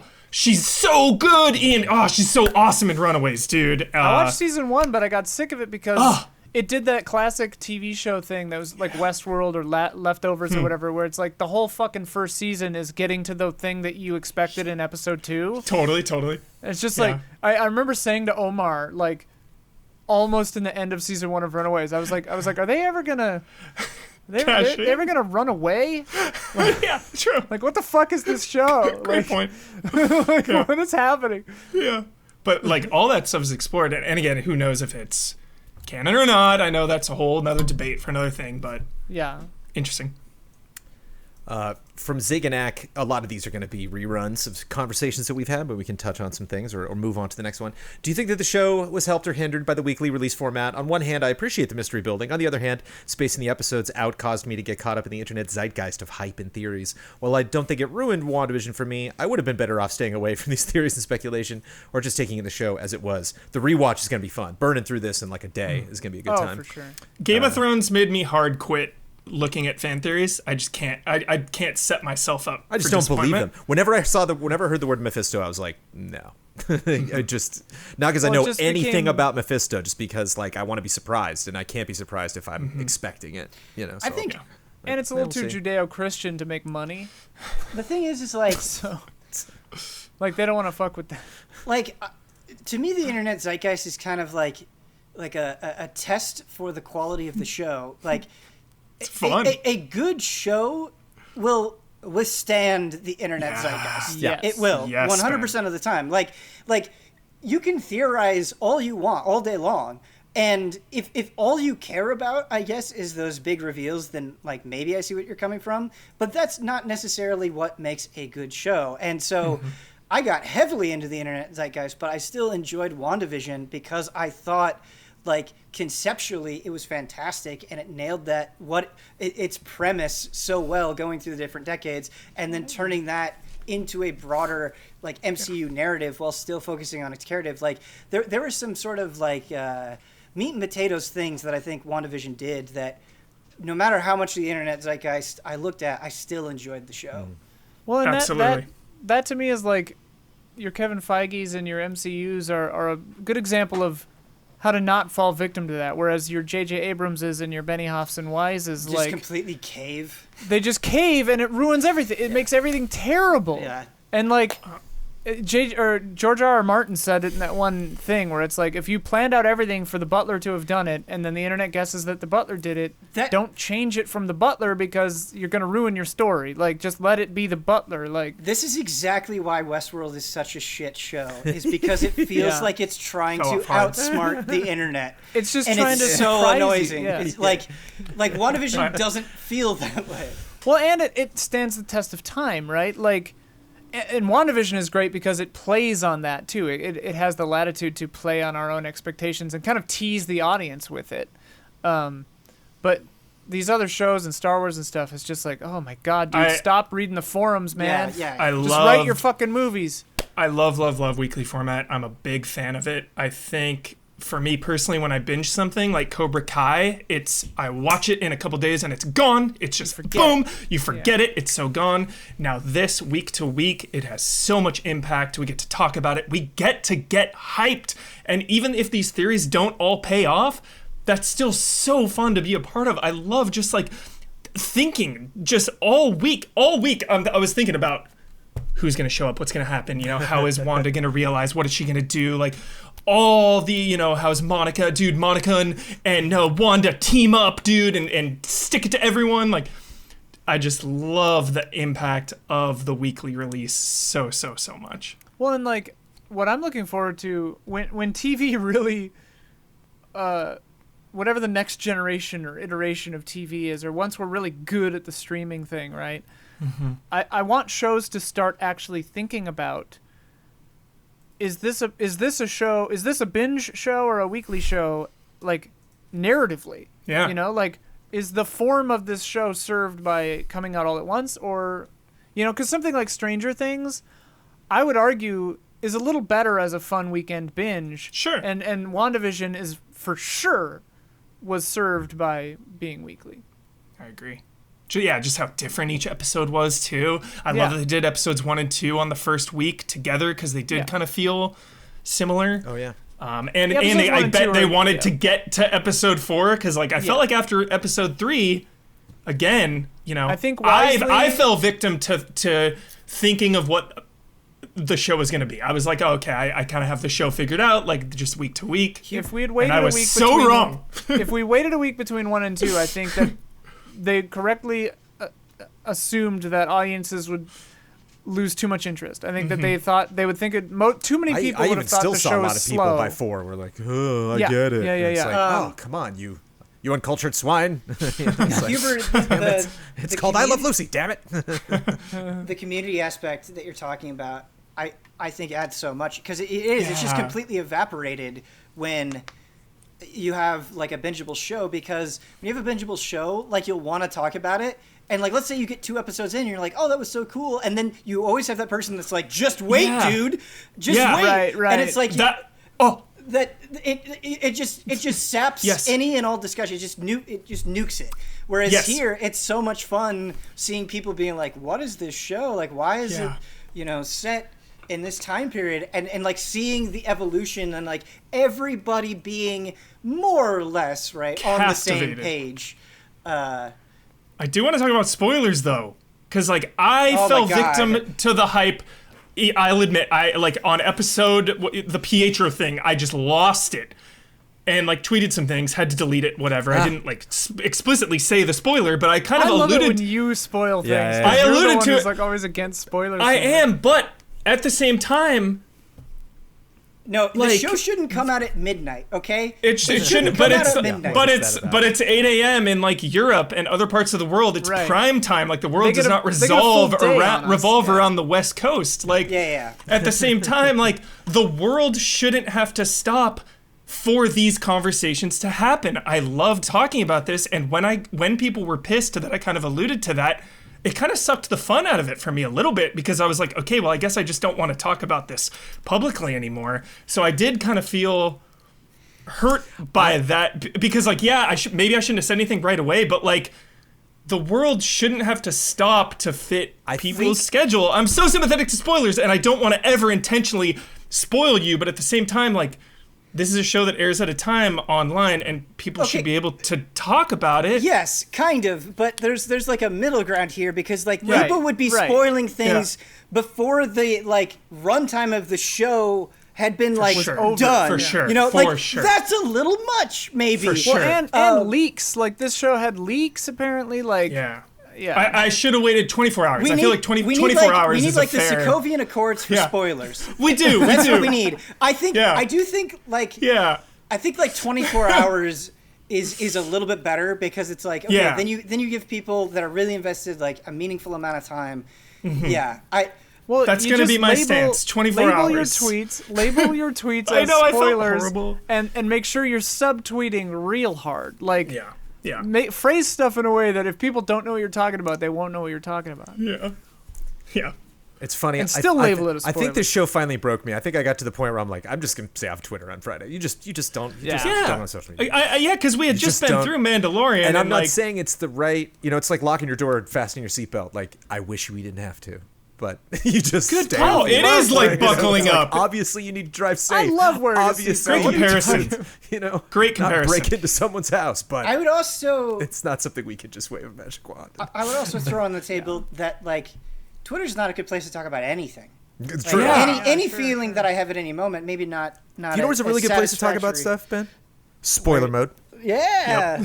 Yep. I thought you were going to say patreon.com/ECL. It's Tyler Travis. What was your favorite sitcom reference, as long as we're talking about all the different things? And why was it Malcolm in the Middle? I did not Malcolm in the Middle. Even though I didn't watch Malcolm in the Middle, neither did I. Format. I love the Brady Bunch. I've seen so much Brady Bunch. I loved that. I just loved the film stock. I loved how it looked like Brady Bunch. It was crazy. And even when they got like a little more cinematic than Brady Bunch typically would, it was like jarring whenever they did. It's like, wait, Brady Bunch never got that close. Whoa. The show exposed my holes for classic sitcoms, I guess. I've seen, Friends and Seinfeld and stuff, but like... Oh man, a Seinfeld episode would have been so good. That would have been amazing. I found myself like, I haven't like I've seen episodes, of course. I've seen I love the Brady Bunch movie, Jones, but I'm not well versed in really any of the ones that they mentioned, except Cranston, dude. That's what I'm saying. Malcolm in the Middle. Yes, that was the best. That was as a kid, I watched a lot of Nick at Night, which is kind of weird, but I watched a lot of Bewitched. I watched a lot of I love Lucy, and like Dick Van all the Dyke. Hays Code stuff that was in there. Dick Van Dyke, yeah. So I loved all that. The thing that shocked me was in episode 8 when they actually literally opened a suitcase and all the VHSs or That DVDs of all was the shows were cool. literally in the show. Cool I didn't moment. expect them to like actually just call out like, That is no, a good yeah, that point. was Malcolm in the Middle. Yeah. Even though I didn't watch Malcolm in the Middle, I think the reason why that format registered with me so much is because I love The Office, right? And it's very similar in style to what The Office Modern did. Family as well. Well, a little that was bit. the Modern Family one. Yeah. Well, the God damn, I keep having so many different thoughts. And I'm like reading questions and stuff like that, and then I'm just like, I can't even remember like the reference I was gonna make. Too many references. Going in the over, show. I'm realizing, Jones, you were right about maybe we should have done one after each one because there's just so There's much so to much. unpack. There's comic book references, there's MCU references, there's Well, Falcon and WandaVision the Winter referencing Soldier. itself. It's like Falcon and the Winter Soldier's right around the corner, boy. From and it's shorter. It's only It's six episodes, right? Yeah. Oh. Yeah. From Declan Pietro. I'm down. 6 episodes. Let's do it. I liked the series overall, but was very disappointed at the lack of a greater big bad and how Wanda suddenly became so extremely powerful. I was hoping there was another force at play feeding her more power for her own gain. Now she's just extremely powerful, and they'll have to depower her whenever a new Avenger threat appears. I don't know. I mean, I think you can manage it. I prefer, like, I don't like the whole, like, she's siphoning power unknowingly from the thing. Like, I want her to just be, like, this ultimate badass. And, like, she's more powerful than the Sorcerer Supreme, so that's our metric. And, like, Doctor Strange can already pretty much do anything. The limiting factor is their knowledge of how dangerous their own power is, right? So, like, Doctor Strange isn't going to do something completely irrational because he knows what he can do. And she's a little more of a loose cannon, so it makes it more interesting to me, like, where she does a lot of harm along with her good, too, I feel like. So it balances out, I think. I feel like because we're getting into multiverse stuff, you need to raise the power levels. Like, Yeah. if you're going to be able to fight forces across all these different universes, like, I think ascending Wanda's power makes sense for where they're going, especially, you know, you're factoring the Eternals in with that as well. Like, I think these, like, multiverse threats will make sense in the context of the power levels that we're dealing with. The threat, the great big bad in Doctor Strange is basically a dimension outside of time and space who's pure evil named Dormammu. And it's just like, he tricks him by annoying him with time. Yeah, And that's it's such a just good like- scene. It's a great scene, and like, that's what I love is like knowledge just coming to play to just irritate this endless being, you know. And it's like that's the kind of stuff that you need. I do agree Also, with it's funny. the question asker that the show did definitely lack a villainous presence that, like, Agatha just wasn't very well developed. I think I love her. She's like one of my favorite parts of the show, and I don't think they did enough with her story or her powers or her relationship with her coven. Yeah, and 'cause all it- of that stuff. Ben, it sounded like...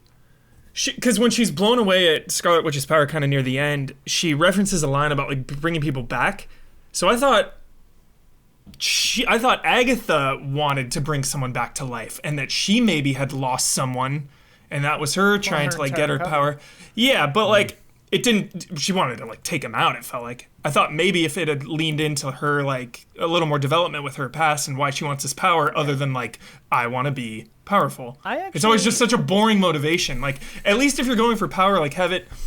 You know, like Thanos is trying to snap away everyone for that, that whole Go to his thing, or homeworld, like you see what it used to look like. Right. You get yeah, it. or like Orochimaru trying to be immortal because he wants to live long enough to just keep learning. Like, I love when there's reasoning behind it, not just like I want power. Well, devil's advocate on this is like, I mean, we see in Agatha's flashback that like power is her motivation, yeah, but I sort of like that there wasn't some big bad because this show isn't about that. That's not what the show is about. The big bad is internal. Wanda's grief. Yeah, like, I that's don't the big want bad. to argue the wrong thing here. I'm not saying there needed to be somebody behind Agatha.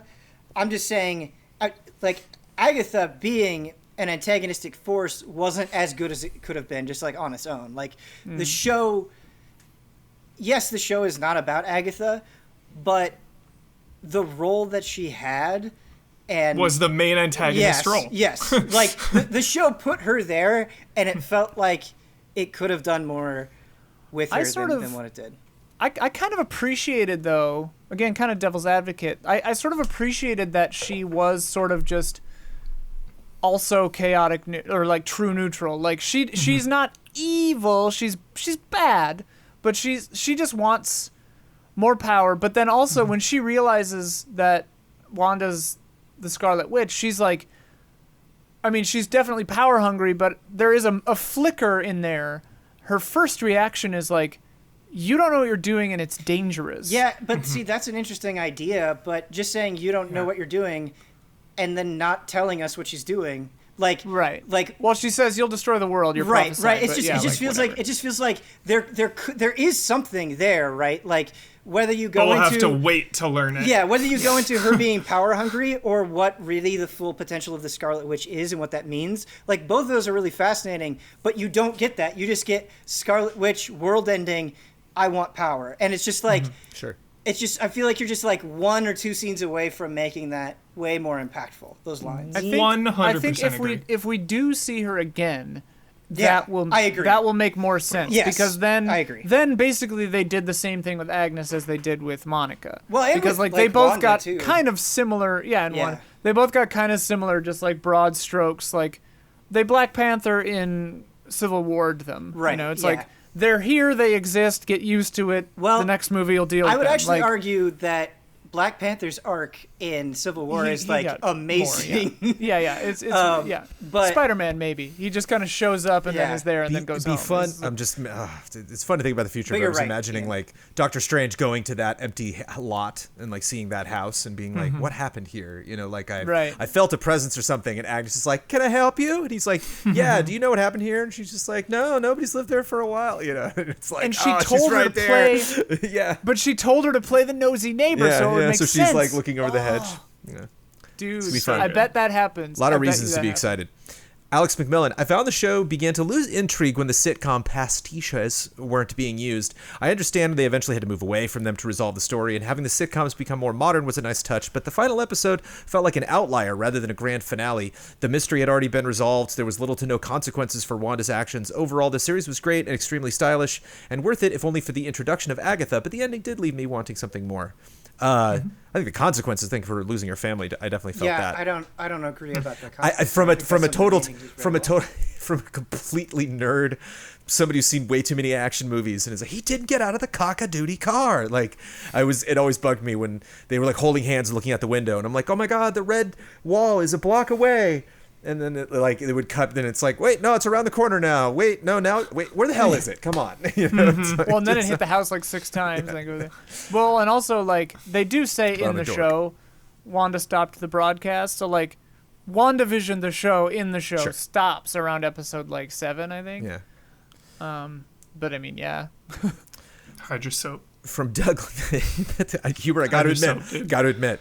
I missed the Hydra soap. Okay, I watched S.H.I.E.L.D. and very much enjoyed it, but I'm not sure I know what you're the reference. I can't even. It's one of the fake commercials in the first episodes was Hydra soap. Correct. I don't recall the S.H.I.E.L.D.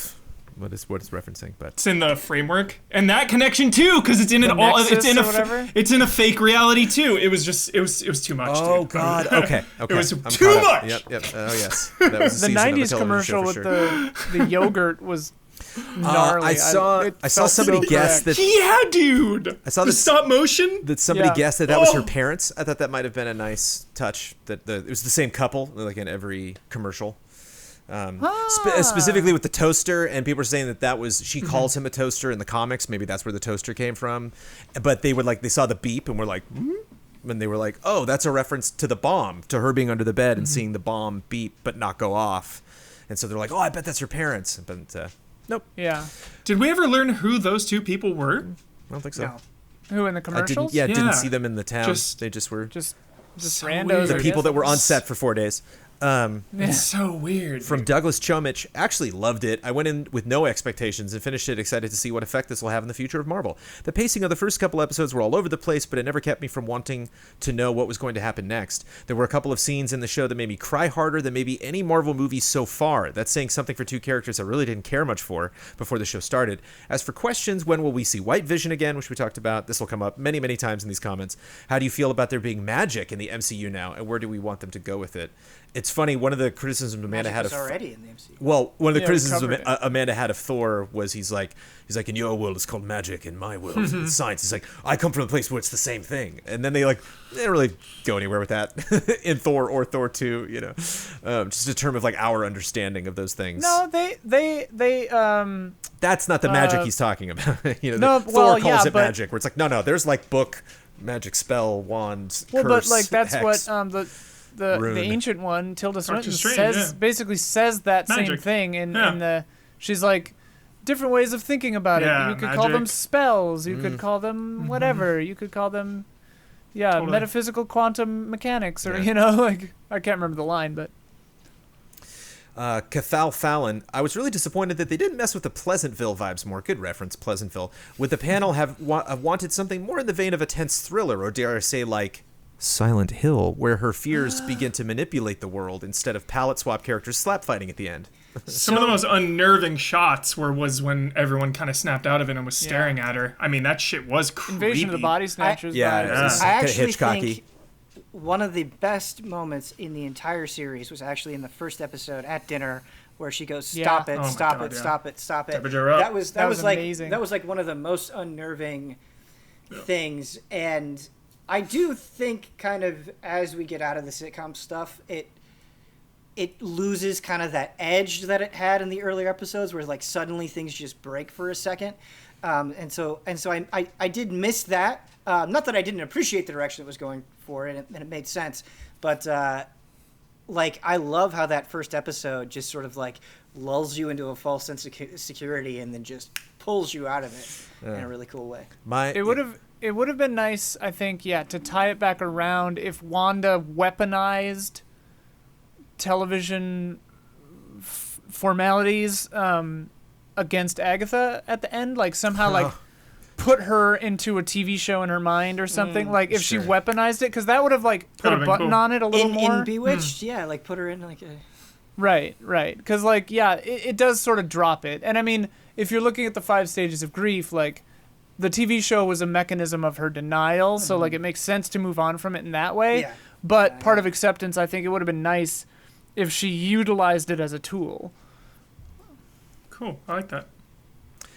From Stephen Godfrey, what was your interpretation of Vision's ending? My assumption is that the anti-Vision's recognition of his own existence as a unique version of Vision, combined with the final exchange between Wanda and her Vision, are teasing a future reunion. Also, please state why Catherine Hahn needs her own MCU show or film, because she simply stole this one.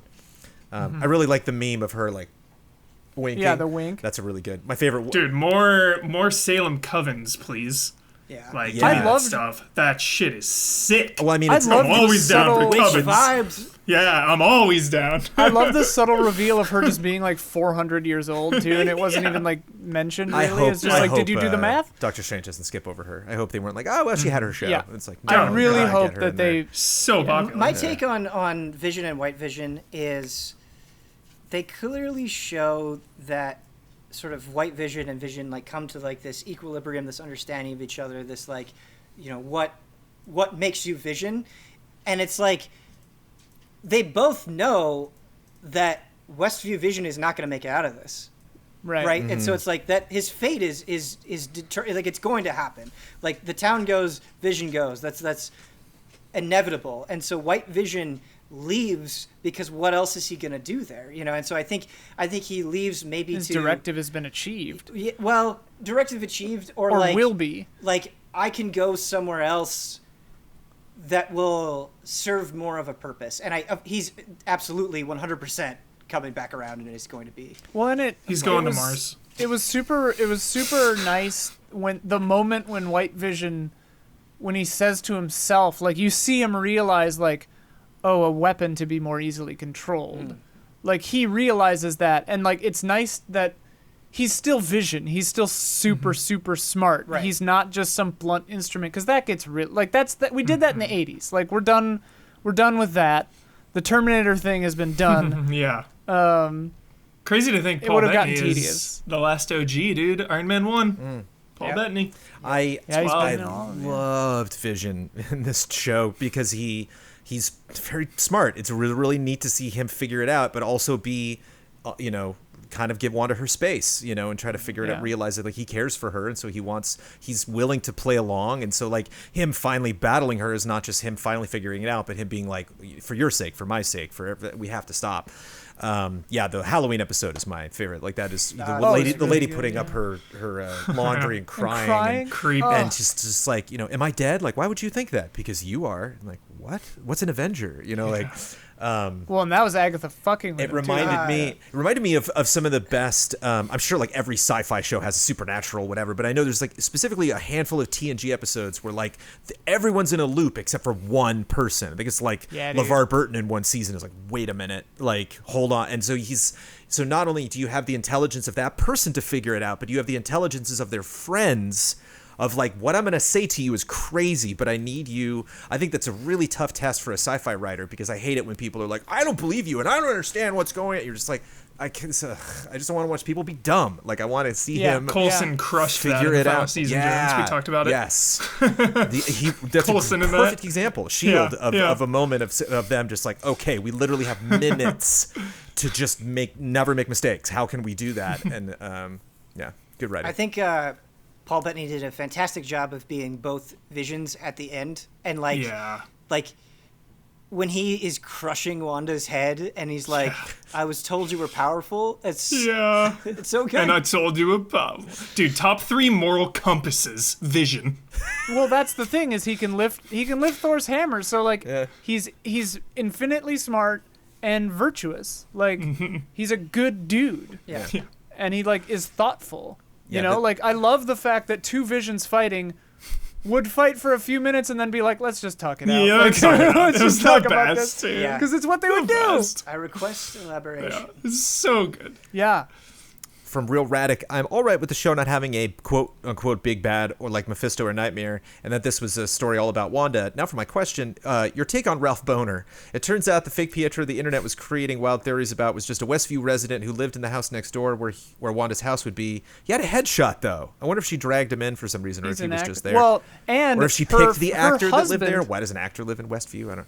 Agnes's husband throughout the entire show's name is Ralph, and I always assumed that she was referencing this Ralph who didn't exist, but it's like, no, that's Ralph Boner. He's just up in his man cave. That's funny. I didn't pick that up. Are you disappointed that he was not the Fox version of Quicksilver, which would have implied a grander universe? Did Disney pay $71.3 billion for Fox just to make a boner joke? Yes, I'm sure that's it. That's all they're going to do. That's a flex, dude. I feel like I said my piece on this. Yeah, we talked about it. This is not the end of this. Yeah.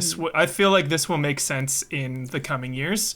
Because they know that we know, like everyone knows, like you're not just getting Evan Peters and doing this as like an inside joke. Like they knew what was going to happen when this went down. So I think there is more to come, and I am going to patiently wait for this to all unfold. The hardest pill to swallow is Evan Peters is just so much fun to watch. Like, right. Like he just fucking nailed that. And I like think his kind of creepy, kind of comforting, like slacker, kind of sad, but like he added so much to his episodes. Well, his blasé attitude kind of came in right at the right point, which is interesting when like all these people kept coming in and out of her life, and then they would leave. She would shove them away. It was really only Vision and the kids that like kind of maintained, and Agnes. But I like him. That's why I love the Halloween episode. Is I love that he's just like, yeah, sure, whatever. I'm Quicksilver, sure, yeah, it's great. He's just like very 90s just attitude, totally rolling with it. And she's like, yeah, that's right, you roll with it. And he's like, yeah,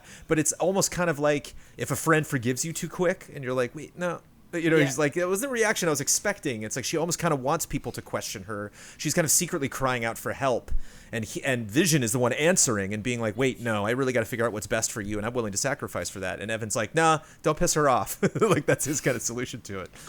Well, and like cool. the way he behaved, to me, became clear after I think the second episode with him in, where because I was operating under the theory that Agnes was doing a lot of stuff to like put a wedge between her and Vision and like mess with her and stuff. And it kind of turned out to be that sort of, but like he's being fed by the memories that Agnes, I think, siphoned out of Wanda's head, you know? And so like it was all just Agnes manipulating and like very pointedly like trying to like I think she was trying to snap Wanda out of it so that It she was could Agatha like all along. it was Agatha all along. It was Agatha all along, dude. Something that I will say, and I feel bad saying this, but the kid actors definitely suffered kid actor syndrome for me. It's so hard to get good kids, man. I know. It's so yeah. hard. And, like, They weren't the whenever you worst. get a good kid, just like in The Others with Nicole Kidman, you just yes, well done. My brilliant friend, shout out. They were trying so hard, and it came across as fake, which I realize is kind of the point, but it didn't work in the way that the adult actors were presenting the like there was a schism in performance there. Yeah. That Well, it is tough because like to what extent was them being hollow and creepy acting or intentional? Like it's hard to say. Next time we see them, they'll be grown up. What do you think?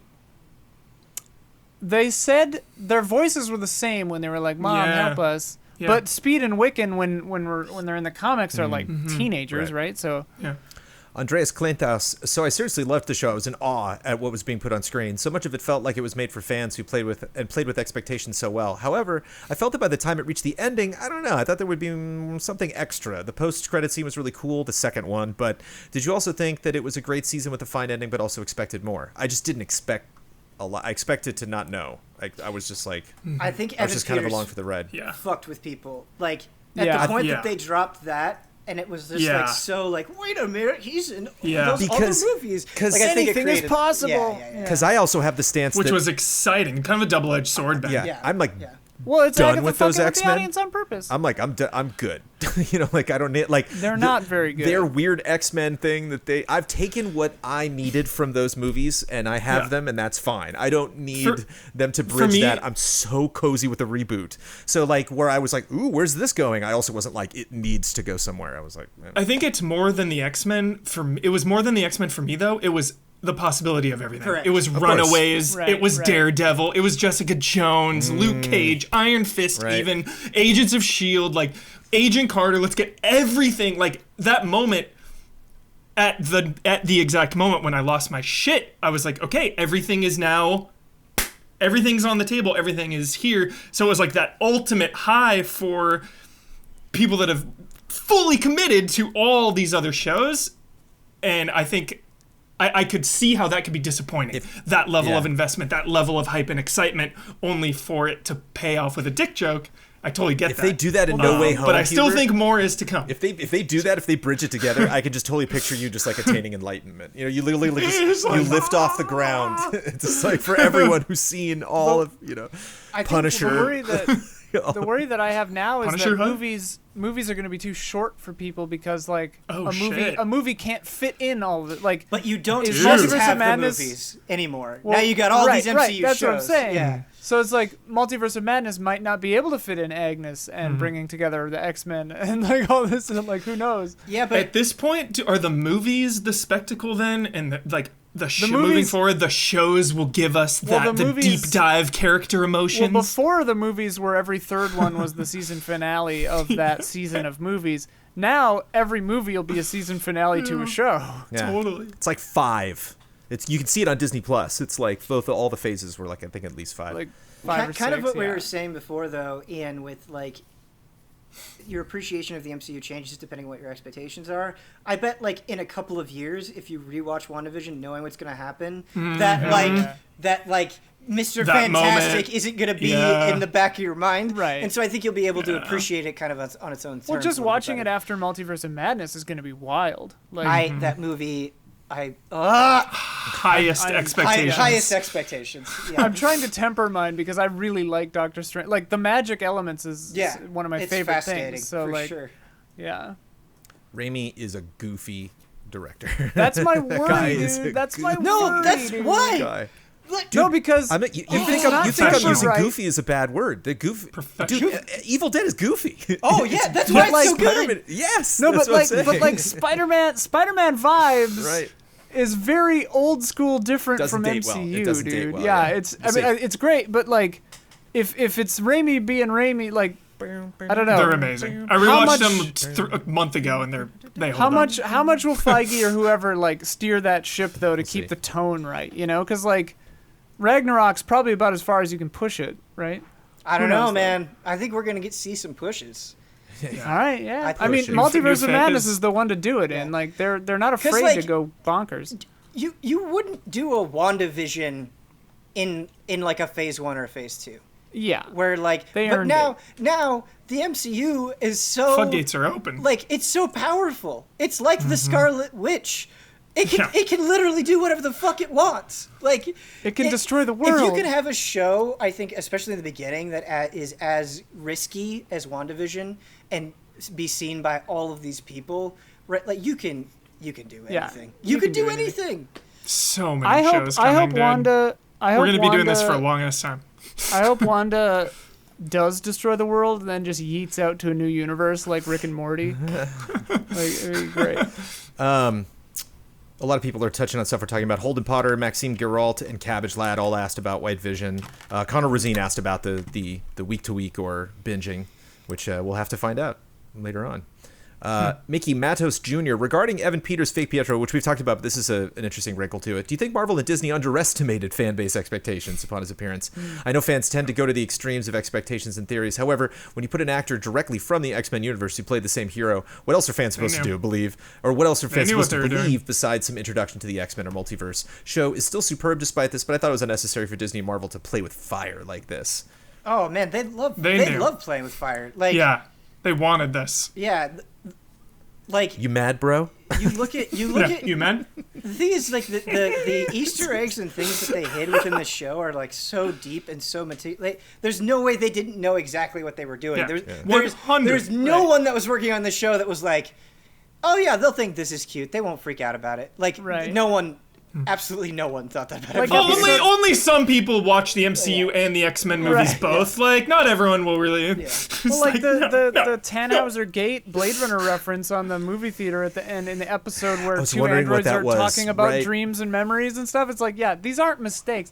And also, like, I know it was my own theory, but I still think that casting Evan Peters on that is Agnes fucking with us, the Yeah. audience. Like, it's her using our own expectations against us to hurt us in a similar way as she's hurting Wanda. I want them to play with fire. Like if you're gonna own everything, use Yeah. it, man. Like, Be interesting. Yeah, be interesting. Be interesting. Be interesting. Like, tease us. I like you know? I like when Logan has the X-Men comic.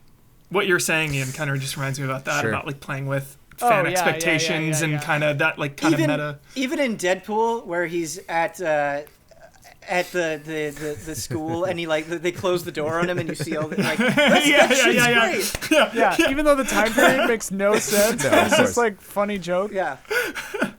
From Aaron Nichols, I think many people, myself included, loved WandaVision because of how weird and wild it was in comparison to the rest of the MCU. That's a big part of the reason I found the last episode disappointing, because it was a return to the standard Marvel laser beam battle formula. With that in mind, does the panel find that WandaVision has changed how they feel about the rest of the MCU and its formula at large, whether for good or ill? What is the question?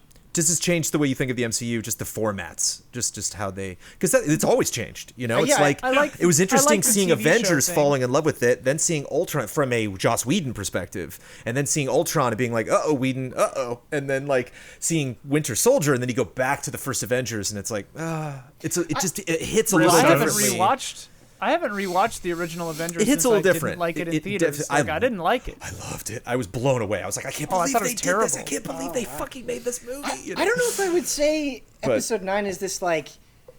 I think saying it's just like laser battles or whatever is too much of a reduction for what it is. Like, I think episode 9 is really where it fully addresses the grief that Wanda is feeling.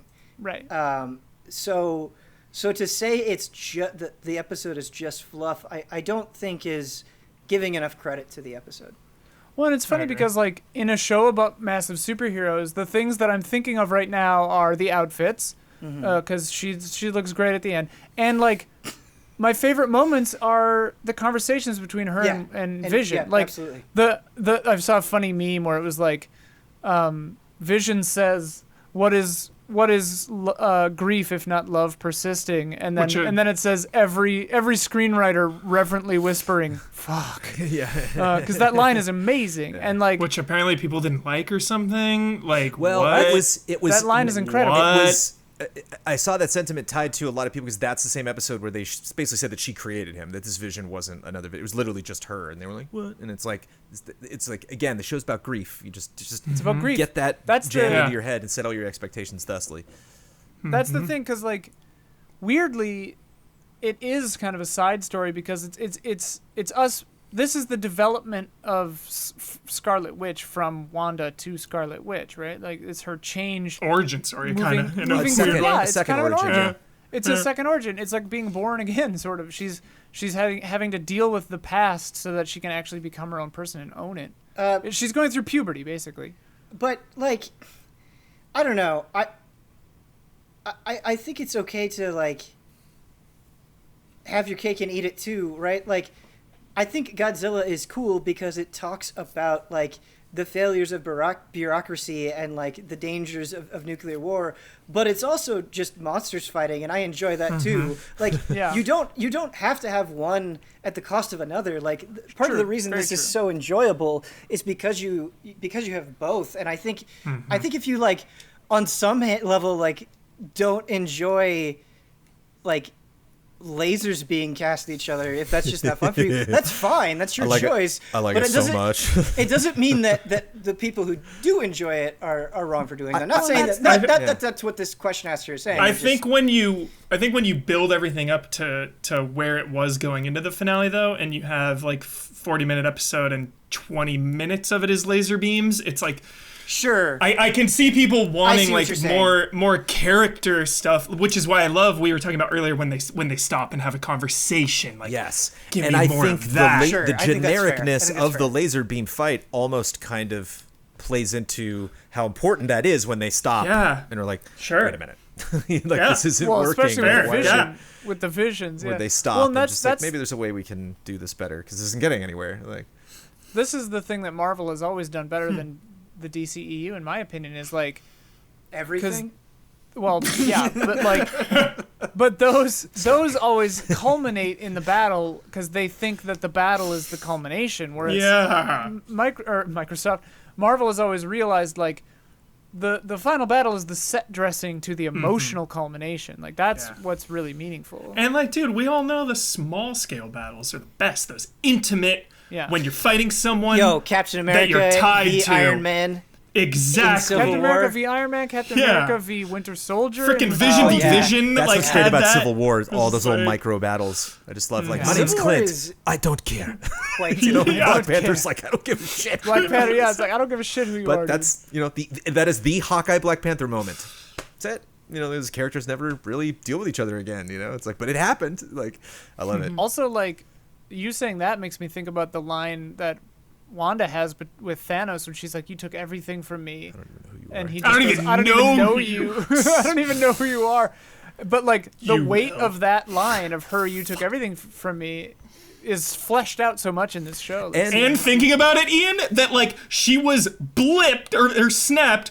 She had come back like Minutes. a minute Minutes. ago, Moments later. dude, and was immediate like she's immediately going through the gate, fighting Thanos like "fuck you" from 40 seconds ago. And we Yeah. had a question where somebody said that she had during the course of WandaVision she had become so powerful. I think she is this powerful. She just realized She's what she always could been, do. yeah. Right. I think, now she just knows about it. Yeah. Like, she's so powerful she created an entire like illusion without trying. Yeah. I did love the line when Agatha's like, when she's lying to her obviously, but she's like, "I can correct the problems in your spell." Like, I liked that it was like, I mean, it's like D&D like or Diablo or whatever, where it's like a sorcerer is more raw wild magic and a wizard studied it. Like in D&D terms, that new outfit is like +10 to all stats. yeah. oh my Yeah. god, charisma like through the roof. Yeah. That It outfit reminds me- is maxed so out. sick. It reminds me of Halloween Hammer costume, in dude. Iron Man 2. He's like, first thing I'm gonna do, I'm gonna clean up your code. When he Top finally 10 gets like the Iron Man suit. I'm gonna clean up Top your 10 glowing software. eyes. Top 10 glowing Top eyes. 10 what? Her eyes, dude. The way the I actually eyes really glow. liked the effect, the blackened hands from Agatha's magic as well. I thought that was great. And she was like faking it after a while. I was like, what? We've talked about Vision, Also, but here's an... Oh, sorry. Proton's glowing eyes look cool. Even though she didn't really do anything. Photon.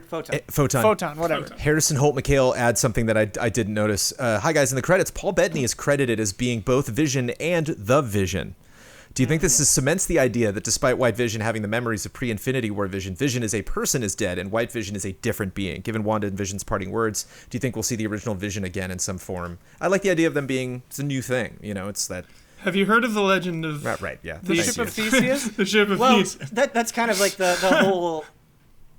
That's kind of the center of what Vision is about, is what is Vision? I mean, even from the very beginning, what is Vision? He's this amalgamation of things. They even talk about it, where it's like, hey, you're part Banner, you're part Stark, you're part Jarvis, you're part... Like, Vision has never been a singular thing. He's this very fluid being, and so how White Vision owns that and what he becomes and what we see him as is very exciting.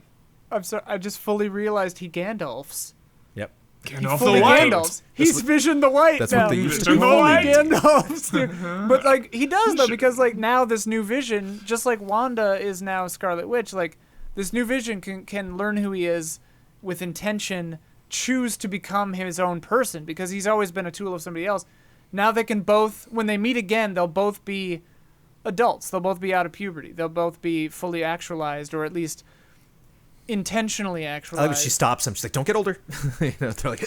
Right. Don't do it. Which implies that when they recast them as older actors, they'll be older because they wanted to be. The best video game you've never played writes, I had a friend complain that they thought the show was full of unresolved mysteries. Your friend, eh? And questions. They live in Canada. And questions that either went Do nowhere they work at Nintendo? or have just been left open. The fake out on Quicksilver, the fact that children are just an invention that vanished from the show. The too many of WandaVision's red herrings turned out to be nothing. Are there any unresolved storylines or open questions that left you dissatisfied with the finale? So we talked about stuff that hasn't been answered yet. Anything in that bug us or we thought should have? Almost always they're intentional. Mm-hmm. They're setting things up. I feel like I should know the answer to this question, but as soon as I got done with the episode, I was like, okay, so Wanda has dispelled the hex. She no longer is controlling Westview, but she is controlling Agatha, and Agatha is playing the nosy neighbor. Is Agatha playing the nosy neighbor in the real Westview? I think Right, so. I think That so. was my impression. Then. Okay, Yeah. okay. That was But my impression. Which has crazy implications because the townspeople remember what she did to Yes. them. And so they'll see her walking around all saccharine and be like, yo, what's your deal? Also, does she have a house? Like, whose house was that? Like, Yeah. yeah. Well, wasn't it Ralph Boner's house? Oh, I guess it was Ralph Boner's house, yeah. The Boner House. Ralph Bone. What the hell? So weird. Billy Ranta. I'm into it, dude. so Mainline weird. Disney dick joke, dude. I'm here for it. So weird. It's just weird. I loved it. I want a Boner action figure. I loved this whole concept of how Wanda finally got in her origin story in this form, so to speak, after she arrived at MCU already in 2014, 2015. Or perhaps we should talk about her evolution here, she finally becoming the Scarlet Witch in the comics. The comics have shown her to be after all these years. All that talk about Wanda being the mythical being, a witch more powerful than even Sorcerer Supreme, like Agatha stated, I was really into that. And what this all did to her character, meaning the public most likely now fears and hates her for this whole torture stunt. Big steps for her in Phase 4 that just got started. Your thoughts about the big picture, which I think we've talked about. I Just mean, in case you well, wanna add yeah. anything. that raises a good point, though. Like, will we see some news reports in... Like, will Doctor Strange see a news report on CNN or whatever about Westview? I think it'll be like Men in Black. It'll be like National Enquirer. You know, it's Hey, like Wanda! Yeah. somebody. I was There'll be like a watching talk show, CNN. and just like I'm here in this village. To tell me what happened, and just like she was here the whole time, and we didn't know. It's like a fascinating but story. MCU has a history of showing like news reports of other parts of the like impacts of other shit happening, like an entire town being mind controlled by Wanda Maximoff, who's already a world famous figure, who's not really liked because she blew up Yeah. those people. Like, Yeah, this isn't gonna help her public image one bit. Wanda, I was on the TikTok, and you got the Darkhold now? Yeah, what You if got the Darkhold that's on your Instagram feed. That What you if- took a picture of the just hear me out, I'm Darkhold from just your throw- Norwegian cabin. Hey, I just want to throw these things out just in case they actually happen. What if Wakanda feels bad because they're like, we know what it's like to get screwed over by Wanda Maximoff. They come over with kind of like fancy new cars and new outfits and stuff. So like all these people in Westview are walking around in like armor and stuff. You know, they're just like, thanks. They give everyone a thanks Wakandan Wakanda. Yeah, they all Tesla. have like jets. They ride to work. And, like, That would I would I accept just don't want to be it. surprised. You know, I just No, want to throw all these Wakanda things out comes there to 'cause they happen. Wanda, and they're like, wait, you can make vibranium? Then we get WakandaVision. Yeah, Wanda Conda? Wanda? Jones will appreciate this. Gabriel Luna, the actor who plays Ghost Rider, he tweeted last night. He goes, "Shit, maybe I shouldn't have left the Darkhold under my bed." Dude, I know we talked about this briefly, but Omar was just watching S.H.I.E.L.D., and so I caught like It's good. 30 seconds of various episodes throughout the seasons. I didn't know that Ghost Rider was fully in it, like burning head skull and yeah, everything, and like Inhumans or like metahumans are in it or whatever. I'm just like, S.H.I.E.L.D., what the fuck? Like they were If trying so much and it just didn't stick. Dude, if Quake ever comes to the MCU, that's my Shenmue moment for the Shenmue MCU. was your Shenmue moment. Like for the MCU proper. Like if Quake is integrated, dude, This is my Shenmue moment. it's all I want. I want it so bad. I want Monica to go up into space for Nick Fury to be like, "Yo, here's Quake. You know, she'll be your point man in space." Like, please, Huber, I just realized that you wield chaos magic and that you're the Scarlet Witch, and the things you wish come true unintentionally. He's been chasing that dragon for 6 years, man. Yep. Yeah. I won't stop. We're just watching an addict just tearing through, ruining lives. From Limus, Hype addict. biggest disappointments were the bait and switch with Evan Peters, how they handled White Vision. Introduced and resolved within a few minutes. Why did he just fly away after regaining his memories? He's got some stuff to think about. And how no one cared or even mentioned him afterwards. Overall, I thought I liked the show quite a bit. I hope other MCU shows can keep up. I was okay with White Vision. It didn't bug me. Robert Cassidy. Hope you all are sitting down. Robert Cassidy's got some stuff to say. My partner, who isn't very familiar with the MCU, watched WandaVision with me, and her reaction was pretty much the same as mine. It was way more interesting when it acted as a companion piece to the movies by breaking down the genre and really dissecting Wanda's grief. There was still mystery around the circumstances of the town, but it didn't feel like it was just setting up the next thing like a lot of MCU movies do. Once Agatha revealed herself as the villain, it became standard MCU fare and got a lot less interesting. I think we could have done this whole show without the evil witch or the macho military leader. Just let Wanda and Vision come to... I thought they just kind of dropped Hayward him. didn't need to be there, yeah. Just let Wanda and Vision come to terms with what happened, accept the damage that Wanda is doing, and make it right by saying goodbye. There's still a ton to explore there without cartoonish villains forcing her to come to that realization through force. Vision's now famous line about grief and love feels like it should have been the thesis of the show, but instead of really exploring that, the plot just kept going so it could introduce a bunch of pointless rules about magic and a fake Vision and scrolls and shit that didn't help to tell Wanda's story at all. It just ended up feeling like a setup for the next thing. He has more, but that feels like the end of a point. I just thought of something just with expectations in the MCU. Mm-hmm. If you're in the universe, like, aren't there gonna be a lot of false leads? If you're a character in the MCU, aren't you gonna think like, maybe, what? All right, is it the Skrulls? Sure. All right, is Thanos back to life? Like, you're just gonna be pulling all this shit. So I think it kind of makes sense to kind of go down these rabbit holes. It does get a little frustrating, though, when it is kind of that stunt casting with Evan Peters. Man. Again, I'm ready to wait and see if that pays off in the future. But, like, I see the frustration, but at the same time, I just imagine these characters kind of acting believably in the sense of, like, we don't really know what it is because this universe has 1 billion things it could be. I guess I just have a different take than this person because I think I would be right there with him and annoyed, and this would feel more like a like chess piece than an actual story if I didn't feel like Wanda's grief didn't come full circle.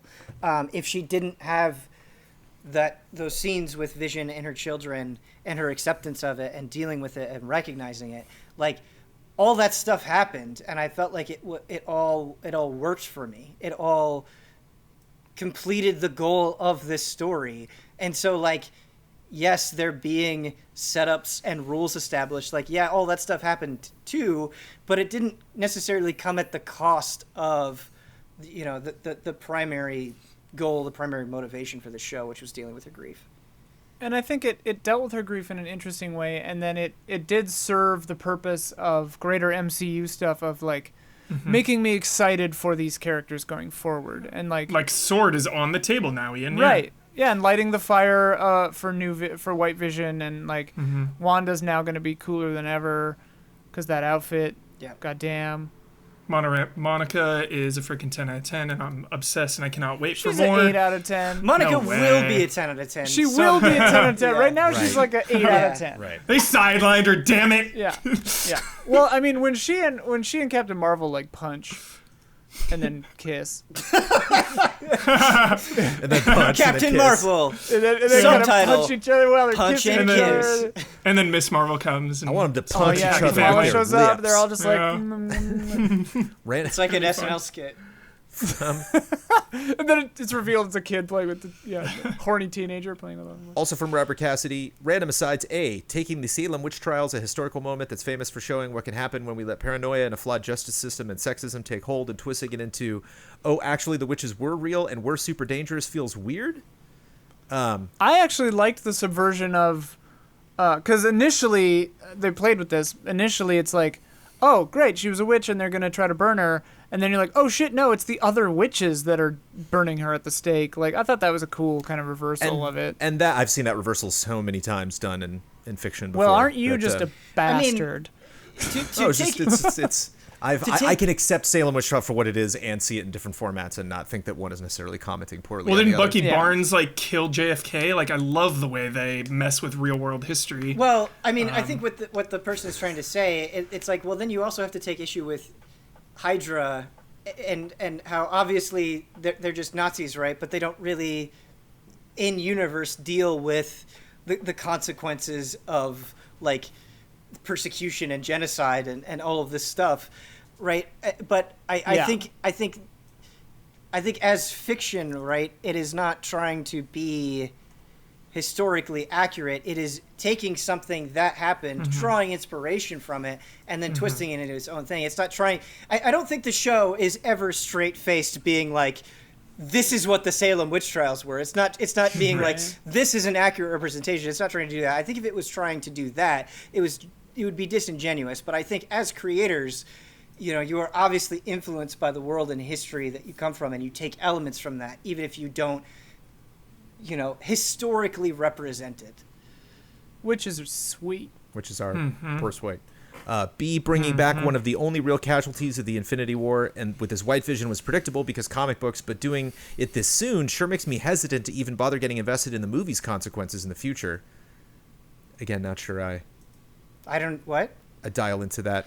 I mean, just it was it's- too soon to bring No, I back just- Vision, so then but- therefore if but- someone dies in the movie, it's like, well, they'll bring it back on a show later. So I who mean, if cares? they I if they could bring see back if this- everyone, like if they bring back Iron Man and Oh, Scarlet yeah. Witch, Please and don't. then Please it's never. Then it's too much. But this one makes sense because he's like a construct anyway. Yeah, and because I she agree, doesn't have yeah. him back, really. I agree. Right, and she doesn't really have him back yet. Like we don't have Vision back yet. They're not palling around in that cabin together, Right. laughing and joking. Like Yeah. Vision White is- Vision's out there doing whatever. I mean, Yeah. like straight up, if they just bring back Tony Stark, I'm out.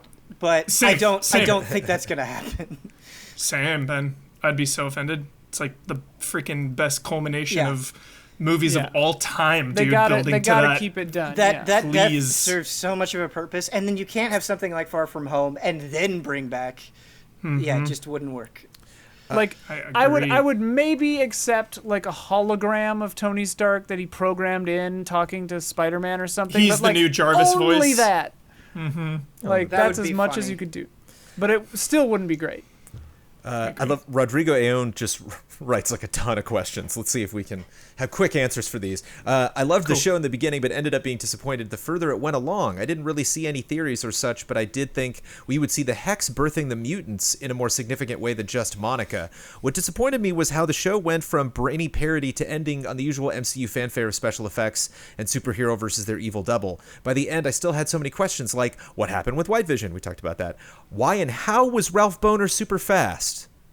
It's a legit question. I don't know, it's magic. It's Agatha, magic. yeah, Magic. yeah. Agnes has some evil magic that drains powers when you attack her, right? So Wanda throws everything at her and gets all wrinkly, but then she made runes, so Agnes can't use all that magic she's just drained, and just because of that, she gets all her magic, youth, and vitality back? What?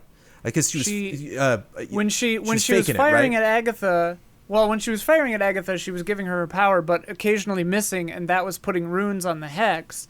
And then Agatha couldn't use magic anymore, and at that moment, Scarlet Witch sucked all the power out of Agatha. But still made it look like she was damaged, and it was like, haha. Right, because she knows magic. Well, I mean, she may or may not have been actually damaged, but she just sucks it all back. I think she was initially, because you can see the middle of the moment she looks at her hand. The hand like, was ooh, real, yeah. Actually, what did Agatha even want? To learn secrets of Wanda's power and steal it? The actress was great, but did we even need this antagonist? Actually, if Wanda was always a witch, does that make her a mutant? She is a mutant. Are mutants already out there? Her daddy's Magneto. Am I the only one who's super weirded out that Wanda and Vision didn't get to see their children grow? I mean, you're supposed to be weirded out. Not even talking about them dying and stuff. And they did see him grow. Yeah. Yeah. But them popping from age to age. I don't know how you guys feel, but I'm honestly fatigued of waiting for the next thing to see the logical conclusions of this. I'm That's ready. just how the MCU works, baby. It's a jacuzzi for me. Every night, right at midnight, or every Thursday, right at midnight. Just I'm like Ben, you were saying earlier, just about Endgame and being the culmination and how long that took to pay off. Like, there's no rush. I mean, I will wait for the next decade until they release like crap after crap after crap. Like, it's been this long and I'm fully committed for another extended period of time. Well, there's no rush. It's funny to complain about a property based on comic books and always just like waiting for the next thing when like I don't think any medium does the check out the next issue more than comic books. You know what I mean? Like that's the superhero comic book identity is built on giving you the next thing, so you check in. And so I think it's kind of baked into the DNA of what we're working with here. Yeah. It's no rush. Ulf himself, do you guys think future shows need to cut down on the amount of nods and references in order to manage fan expectations? A lot of nods in WandaVision turned out to be nothing, like Fox Quicksilver. Do you think, do you think Disney will back? No. It didn't. Well, here's the thing. They didn't turn out to be nothing. They just They didn't turn out to be nothing. They just turned out not to be what people wanted, and it's like that's on people. Like people gotta calm down. I mean, embrace the chaos. Like, do you really want week to week to be like everyone just to collectively be like, yeah, it was fine? No, you want insanity. Right. You know. I want insanity. I want insane theories. I want people to be right. I want people to be wrong. I want the discussion. The thing that people who theorize and then get mad about being wrong don't realize is like if they were right all the time, they'd be bored. Yeah. Oh, so yeah, bored. yeah, absolutely. Like, hell yeah. Keep us guessing. But I totally see the Evan Peters thing. It's weird. It's super weird. I'm telling you, Agnes did it on purpose. This is a take I didn't have, but I appreciate it.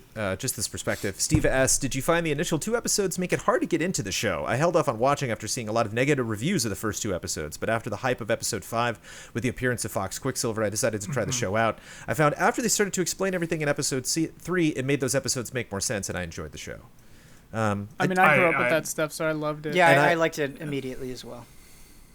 I thought I knew what the show would be, so I kind of hit my own expectations with that. But then when, we see the blip, it's like, oh my goodness. Oh my God. So, I'm worried for Captain Falcon and Winter Soldier feeling too like, have we gone too far for like a nice little cute spy thriller to feel epic enough? Nothing like Bucky Barnes hitting something with that arm, though. No, and that nurse I will take a punch with that arm over flying laser beams. I'm hoping it's going to feel like going from Thor to Captain America back to Iron Man. It's just like, oh, it's different. Yeah. Okay, yeah, this I think vibe. the Winter Soldier is going to come out of the ice swinging hard. Yeah, I think it's going to be cool, yeah. Jones, dude, I am on Shield watch. Let's go. Falcon and the Winter Soldier, baby. I am going to be hunting. I hope so. Fine-tooth comb. I hope you have your Shenmue moment. To fully elaborate on my thoughts on how I felt this was the first episode, I remember after the first episode feeling like, oh, I thought more was going to happen, but then like kind of being enchanted by that feeling because it felt so different from any other MCU thing I'd ever consumed. And so I think what really got me is like, oh, I kind of appreciate how weird this is, even though I'm not like satisfied yet. Ben, I love that. I love how complex and complicated the show is. You have people drawing from old-timey shows. Like, you 3 knew sounds like you knew all these references, which I didn't, so I wasn't even drawing on that. Then, of course, drawing on other MCU properties, the comics, the show just as itself, and the grief of Wanda, just coming at it from so many sides. Like, everyone was enjoying it, just with their own expectations and interpretations, and just I love how many layers there are to this show. Well, and I hope that continues down the line with more of these shows. Like, make it complex. It's a really funny property of a lot of the things we love, right? And especially the MCU, but it's like they're unsatisfying in the best kind of way because they leave you wanting so much more, but that's a good thing, right? Because it means you're enjoying it and you want more of it. And every time an episode ends, you feel super disappointed, but that just means you're super into it, you know? So I also feel like, I don't know, I appreciate the amount of ambiguity they leave, because it feels like just the right amount. Like I've mentioned several times, like I really do feel like Wanda went on a complete journey here. But like going into Multiverse of Madness, like I have some pieces, right? Like I have some things that I think are going to be in there, but at the same time, I don't know exactly what's going to happen. It wasn't one of those setups where it's like, oh, this is what the movie is going to be about. Like, It could go anywhere, and I think that's what makes it so much fun, and I think why the MCU is so addicting and why so many people freak out about it is because you have an idea. They're, like, pointing you in the direction, but you don't know what's going to be along that path. Well, and also, like, what an A++ title to be hanging over all of us, especially after I know. WandaVision. Multiverse of so Madness? good, dude. Like, come on. Like, when they announced that, yeah. Oh my god! I was just like, I am in for every word of that. And Spider-Man. I mean, like, there's a lot of rumors about how they're going to tackle Spider-Man, and to the point where it's like, if. And remember, quickly, Jones. Remember, Toombs from Spider-Man shows up in that Morbius trailer. Remember that? Right? Like, what the frick? Well, and the video game Spider-Man has showed up in this animated show, and there's like all these. I saw they had a picture from the Spider-Man set, and it mentioned Feast, and so it's like, but wait, Feast is from the game. Like, whoa, you know, so the video game could be in it as well. Rocker 1104 basically talks about that. The original face of 2018 Spider-Man will appear in Multiverse of Madness. Oh my god! Not the new face. Oh my god! Yeah. Rocker 1104 basically asked that, like, what do we think about the rest of the MCU, which we've talked about, just where are we going from here, which we've referenced. 10 out of 10 always. And Proto Gambit is was not a fan of Pietro, which we've talked about extensively. Justin Green just adds some fun points. Sure, I'll admit the final episode might have been overhyped for as amazing of a build-up as it had from the fan theory crafting, but I really enjoyed the show. I only took issue with White Vision piecing out, never to be seen again, and Agatha's backstory being a little glossed over, which, Ben, you touched on, but that could be from expecting some Mephisto connection. I give high marks for the creators, having the unmitigated gall to not only fake out Fox Quicksilver with no X-Men payoff, but naming him Ralph Boner to troll the theory crafters. That is outright hilarious to me. It is. I love it. It is not pulling your punches, which is yeah. It's wild. Which is the era that we're in, right? Like post, like especially with Disney stuff, like post Star Wars trilogy, sequel trilogy, post. You could argue that fan theory ruined Star Wars. Yeah. Oh, for sure. Like. I don't fall down that hole, dude. Now is the era of just sticking to your guns and going for it and not pulling your punches, because like generally the masses, like, we don't know what we want, we don't know what's best for us. We just need Daddy Feige to punch us in the nuts and say, I do think we want Luke Skywalker. X-Men is new. If they just threw Luke Skywalker into WandaVision, I think it would work. I'm just kidding. Sick as hell of Luke Skywalker. I love Luke Skywalker. Throw him in a trash compactor. Let him die. No. Luke's cool.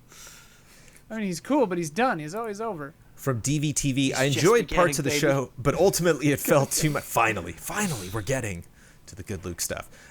It ultimately felt like too much advertising for the next MCU films. They couldn't help themselves from taking time out of the story to set up Captain Marvel and things like that. Monica had no real reason to be in the show other than to get powers, which happened in a rushed way anyways. The Agatha and Witch stuff felt rushed at the end to get Wanda into a new outfit and get her ready for Doctor Strange. That outfit, though.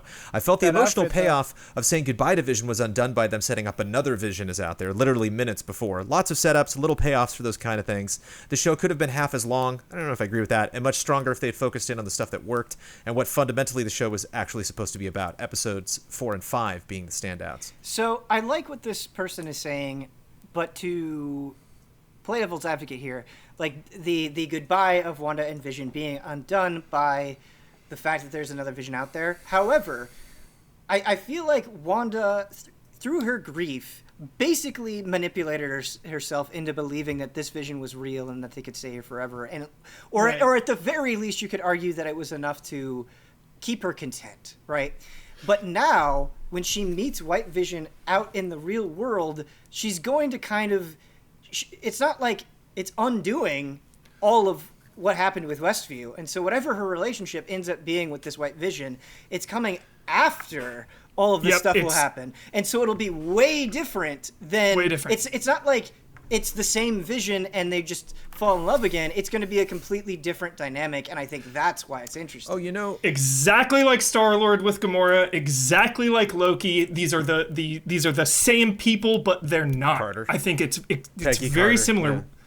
Yeah. Exactly. You know what it reminds me of? That place to be. That's kind of a wacky flick, but like the ending just gets me every time. But the end of Search for Spock, Star Trek 3, when they like Spock goes through this whole thing and like he's back again, like okay, and then he like goes by the old crew, has no idea who they are, like hi everybody, and then stops and kind of like turns to Kirk, and you're like come on Spock, come on. And he's like you're James T. Kirk, and he's like yes Spock, yes. And he's like you're my friend, like yes, like that'll be a magical moment if he can recall, like or maybe in the same way he picked up Thor's hammer without really realizing what he's doing, like it'd be neat if he joined the Avengers again or said something to one of the characters that they're like wait what, you don't realize you just quoted yourself. It's funny, Brandon, because I think you unintentionally did like a William Shatner impression there, like your cadence of yes Spock, yes. I can't say his dialogue from those movies any other way. My brain can't do it. Well, and like in a funny way, like there's a video I like called "Born Sexy Yesterday" by Pop Culture Detective, which is a great channel. You should check it out. But Vision is basically born sexy yesterday. Dude's like a year old. Yeah. Well, I was born yesterday. Yeah. It's great. Just thinking Also, about like, Loki, like how You're so impossibly naive.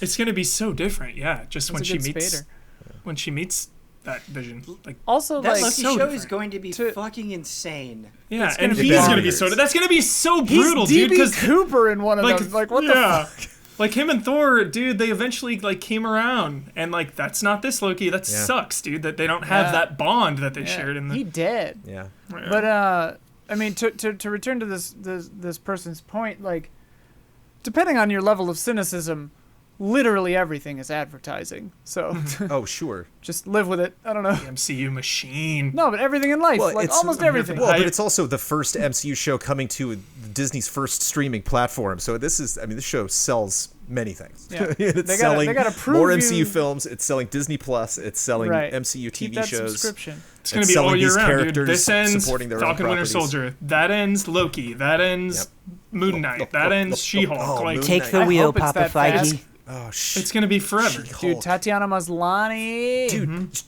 everyone's coming back from Incredible Hulk. It's crazy. It's nuts. It's nuts. Ray Z, what an emotional roller coaster the show has been. 4 more questions, by the way. This is a biggie, though. I will preface by saying I'm a huge MCU fan, so there are many small nitpicks I could just gloss over. And yes, I will have a huge bias. I didn't go into the show expecting it to be the next Breaking Bad. I expected more character interactions and development for 2 smaller Avengers, and that's what I got. The first few episodes were so filled with mystery that I thoroughly enjoyed it. All the way till episode 8. I couldn't be sure what was actually happening, and episode 8 and 9 just killed me with all the emotional beats. Elizabeth Olsen and Paul Bettany are just absolutely brilliant in the show. Their comedic deliveries are so on point. Their emotional lines are delivered so perfectly. I even got nailed with him coming through the wall, because in Civil War she's like, Vision, we talked about this, so it's like, I had to wonder, like, when was this? Like, it's probably before Civil War, obviously, but like when?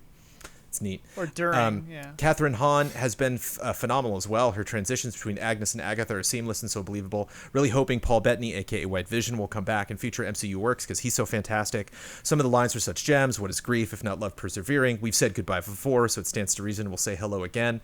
Please just give whoever wrote these all the awards. I saw the fan theories, and I won't lie, I've been overhyped by them. That's on me. In the big picture, it made sense that there wasn't Mephisto or Nightmare behind the scenes pulling the strings. I liked that it was only Agatha. Sure, the Darkhold might lead to Mephisto or Chthon. Chthon. But I thought it made sense. Know that one. No, neither do I. And that they didn't add an Avengers level threat. Darkhold? Okay. It made me cry so much It made me laugh. It made me cry. It made me sit on the edge of my seat in anticipation. And that's all I'm asking from an MCU TV show. The only point deduction is for the reveal of who Evan Peters actually is. That was a straight up troll from Marvel. I've come a long way on at least that one in the last 2 hours. From Logan Tawes. Hey, allies. Here are my general thoughts on the show. Definitely weird, but intriguing the first couple episodes. Got really interesting after that, but I think it ultimately had kind of a weak final episode, wrapped up a little too predictably, though the after-credit scene with Wanda in the cabin raises a lot of questions. I'm interested in what'll happen with New Vision 2, and maybe I just wasn't paying enough attention, but do they really explain how Monica activated her powers after she walked through Wanda's bubble? Not really. It was like rewriting her DNA, Darcy said. Yeah. Darcy explained it like, yo, it's rewriting your cells, Monica, like each time you went in. Which is a little weird, but like whatever. I mean, magic. It kind of makes sense. It breaks down and if you think about like how most fly shit. superheroes get their powers, it's like in line with the justification of wibbly wobbly timey wimey. Because Captain Marvel thing exploded. Her getting them seemed to lean a little too much into plot convenience instead of for Captain Marvel 2. Overall, though, great show. Made me care more about Vision than I ever did in the movies, and both Elizabeth Olsen and Paul Bettany were wonderful. I had no idea what to really expect before the show started, and came out pleasantly surprised for the most part. Caleb Moran. Oh, and I just want to say, definitely Infinity War, but Civil War as well. Like those are really the two. If you're like, it's not a lot of the MCUs, but I really enjoyed WandaVision. It's like that's that's where their relationship is really, really solid. And I just kept thinking about. I really just kept going back to him. Like I want to destroy myself, and Cap like, no, we can't do that. And he's like, well, you destroyed yourself, for this thing. Watch Winter Soldier. And that is what, never a bad idea to watch that one. Caleb Moran. I just want to say I love it when fan theories are 100% wrong. Also, White Vision felt unnecessary. Otherwise, really, really loved the show. It was a massive gamble, and I saw a lot of people drop off after the first 2 episodes. Do you think the TV format hurt the show's appeal for a wider audience? I mean, it was one of the episodes. They said it was the this is the show the world is watching right now. It's the most watched TV show. Like. I'm sure some people bounced off, and maybe I'm just in a fucking nerd bubble, but it seems like everybody's fucking watching WandaVision. Like, I mean, dude, what are you doing if not watching WandaVision? Episode 9 broke Disney Plus. The app wouldn't play it for me, so I think they were doing okay. I watched everyone tried to watch everyone right at midnight, but some weeks it would just not work for like 2 hours, an hour. It didn't work the next morning. We had to cast it from the PC to the TV. Yeah. Finally, from Rob Bob Will, mentioning the Sorcerer Supreme got me excited. God, I just want a Sorcerer Supreme right now with some sour cream and some spice. That is such a cool title. Oh yes, Sorcerer Supreme. You're more powerful than the Sorcerer Supreme. Yeah. For a second, I thought it was I thought it was gonna bring in American Horror Story because they have the Sorcerer Supreme as well. Boy, that headshot that they had Strange. of Evan Peters looked like American Horror Story to me. Yeah. Got me excited about Wanda hopefully showing up in the next Doctor Strange movie. I mean, lock that in. But it also got me thinking, do you prefer MCU movies that have a homogenous group of characters, i.e. similar rule sets, Captain v. Winter Soldier, Wanda v. Doctor Strange, or do you prefer heterogeneous groups, i.e. mixing Iron Man with Doctor Strange, for example? There's a cohesiveness that comes from similar powers, but it can also be exciting seeing how they tackle throwing dissimilar characters together in the ensemble movies. I think at the end of the day, I prefer the focused feel of option 1, but I'm curious how you guys feel. This is a very interesting question. I don't know if I have a preference because I think of like The Dark Knight Returns and how Batman chooses to fight Superman, and like that's pretty interesting.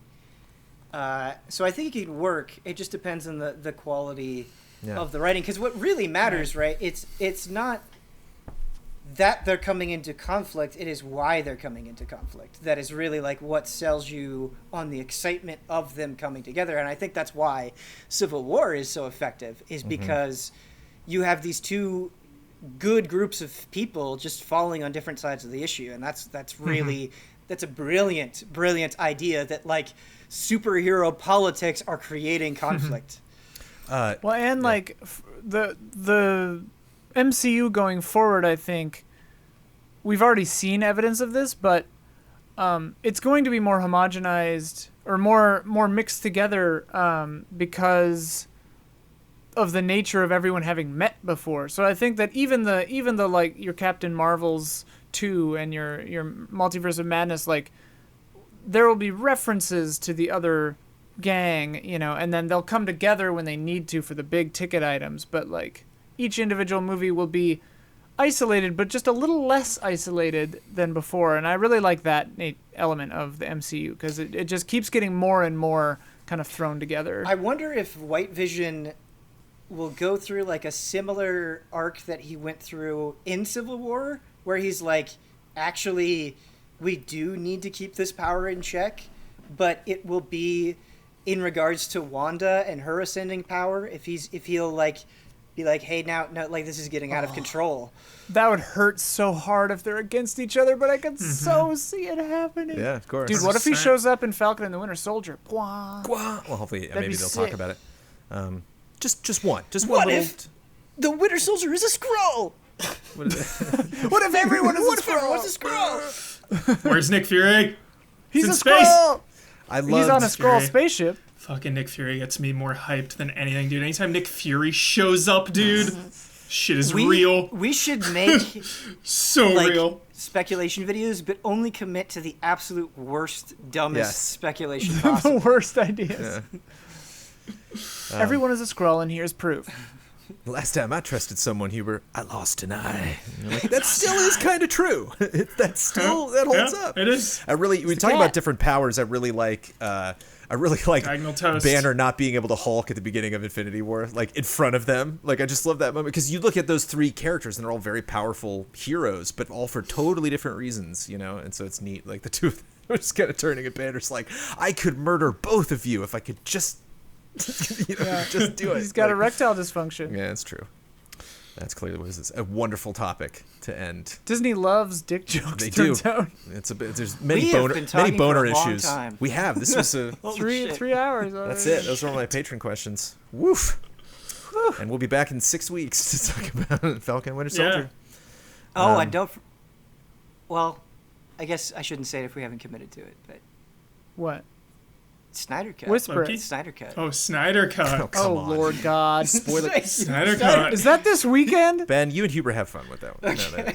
I'm going to watch it. It's gonna be fun. One way or another, I'm looking forward to it. No, I really I am. am. I'm very Exactly. looking forward to it. Grab your Yeah, popcorn, yes. dude, and just have a good there's- time. What's the worst that can happen? It's terrible and you turn it off. It's a funny thing to If hype. there's anything we've learned from Zack Snyder, it's less editing is usually not a great thing. I don't know, man. I'm pumped. I'm Jesus pumped for this Joker, stuff. dude. Yeah, dude. Jesus We Joker. live in a society. Oh my god. I'm not sure anymore. I'll say my expectations are set. They're Very set. I don't know what's going to happen, but I know how I'm going to feel about it. Yeah, At least with that. Bargain How are you going to basement, feel about dude. Falcon and Winter Soldier? I don't know. And man, even you We're just probably saying gonna Moon like it. Knight's like, oh, are they going to do? Oh, they Oh right, Moon Knight. I am so pumped to see who they're integrated with. If like Martin Freeman's organization comes back, like ATF it was maybe or something. But I'm so excited to see this power vacuum again of like, dude, Captain America, one of the Earth's defenders, is gone. How are people going to respond? And of course, all the shit with Zemo coming for revenge. He's So got pumped. a mask now. So pumped. The nurse secret agent is back. Woo! It's going to be great. Thank you, gents, for watching the show and being as enthusiastic as you are. Thank you, everybody. Thank you, patrons. If you're a patron, if you're listening to or watching this, thank you for your support.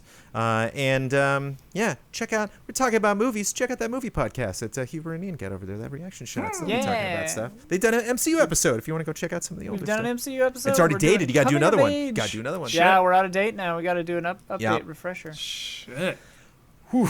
You Got good? to do a Snyder Cut reaction show. God.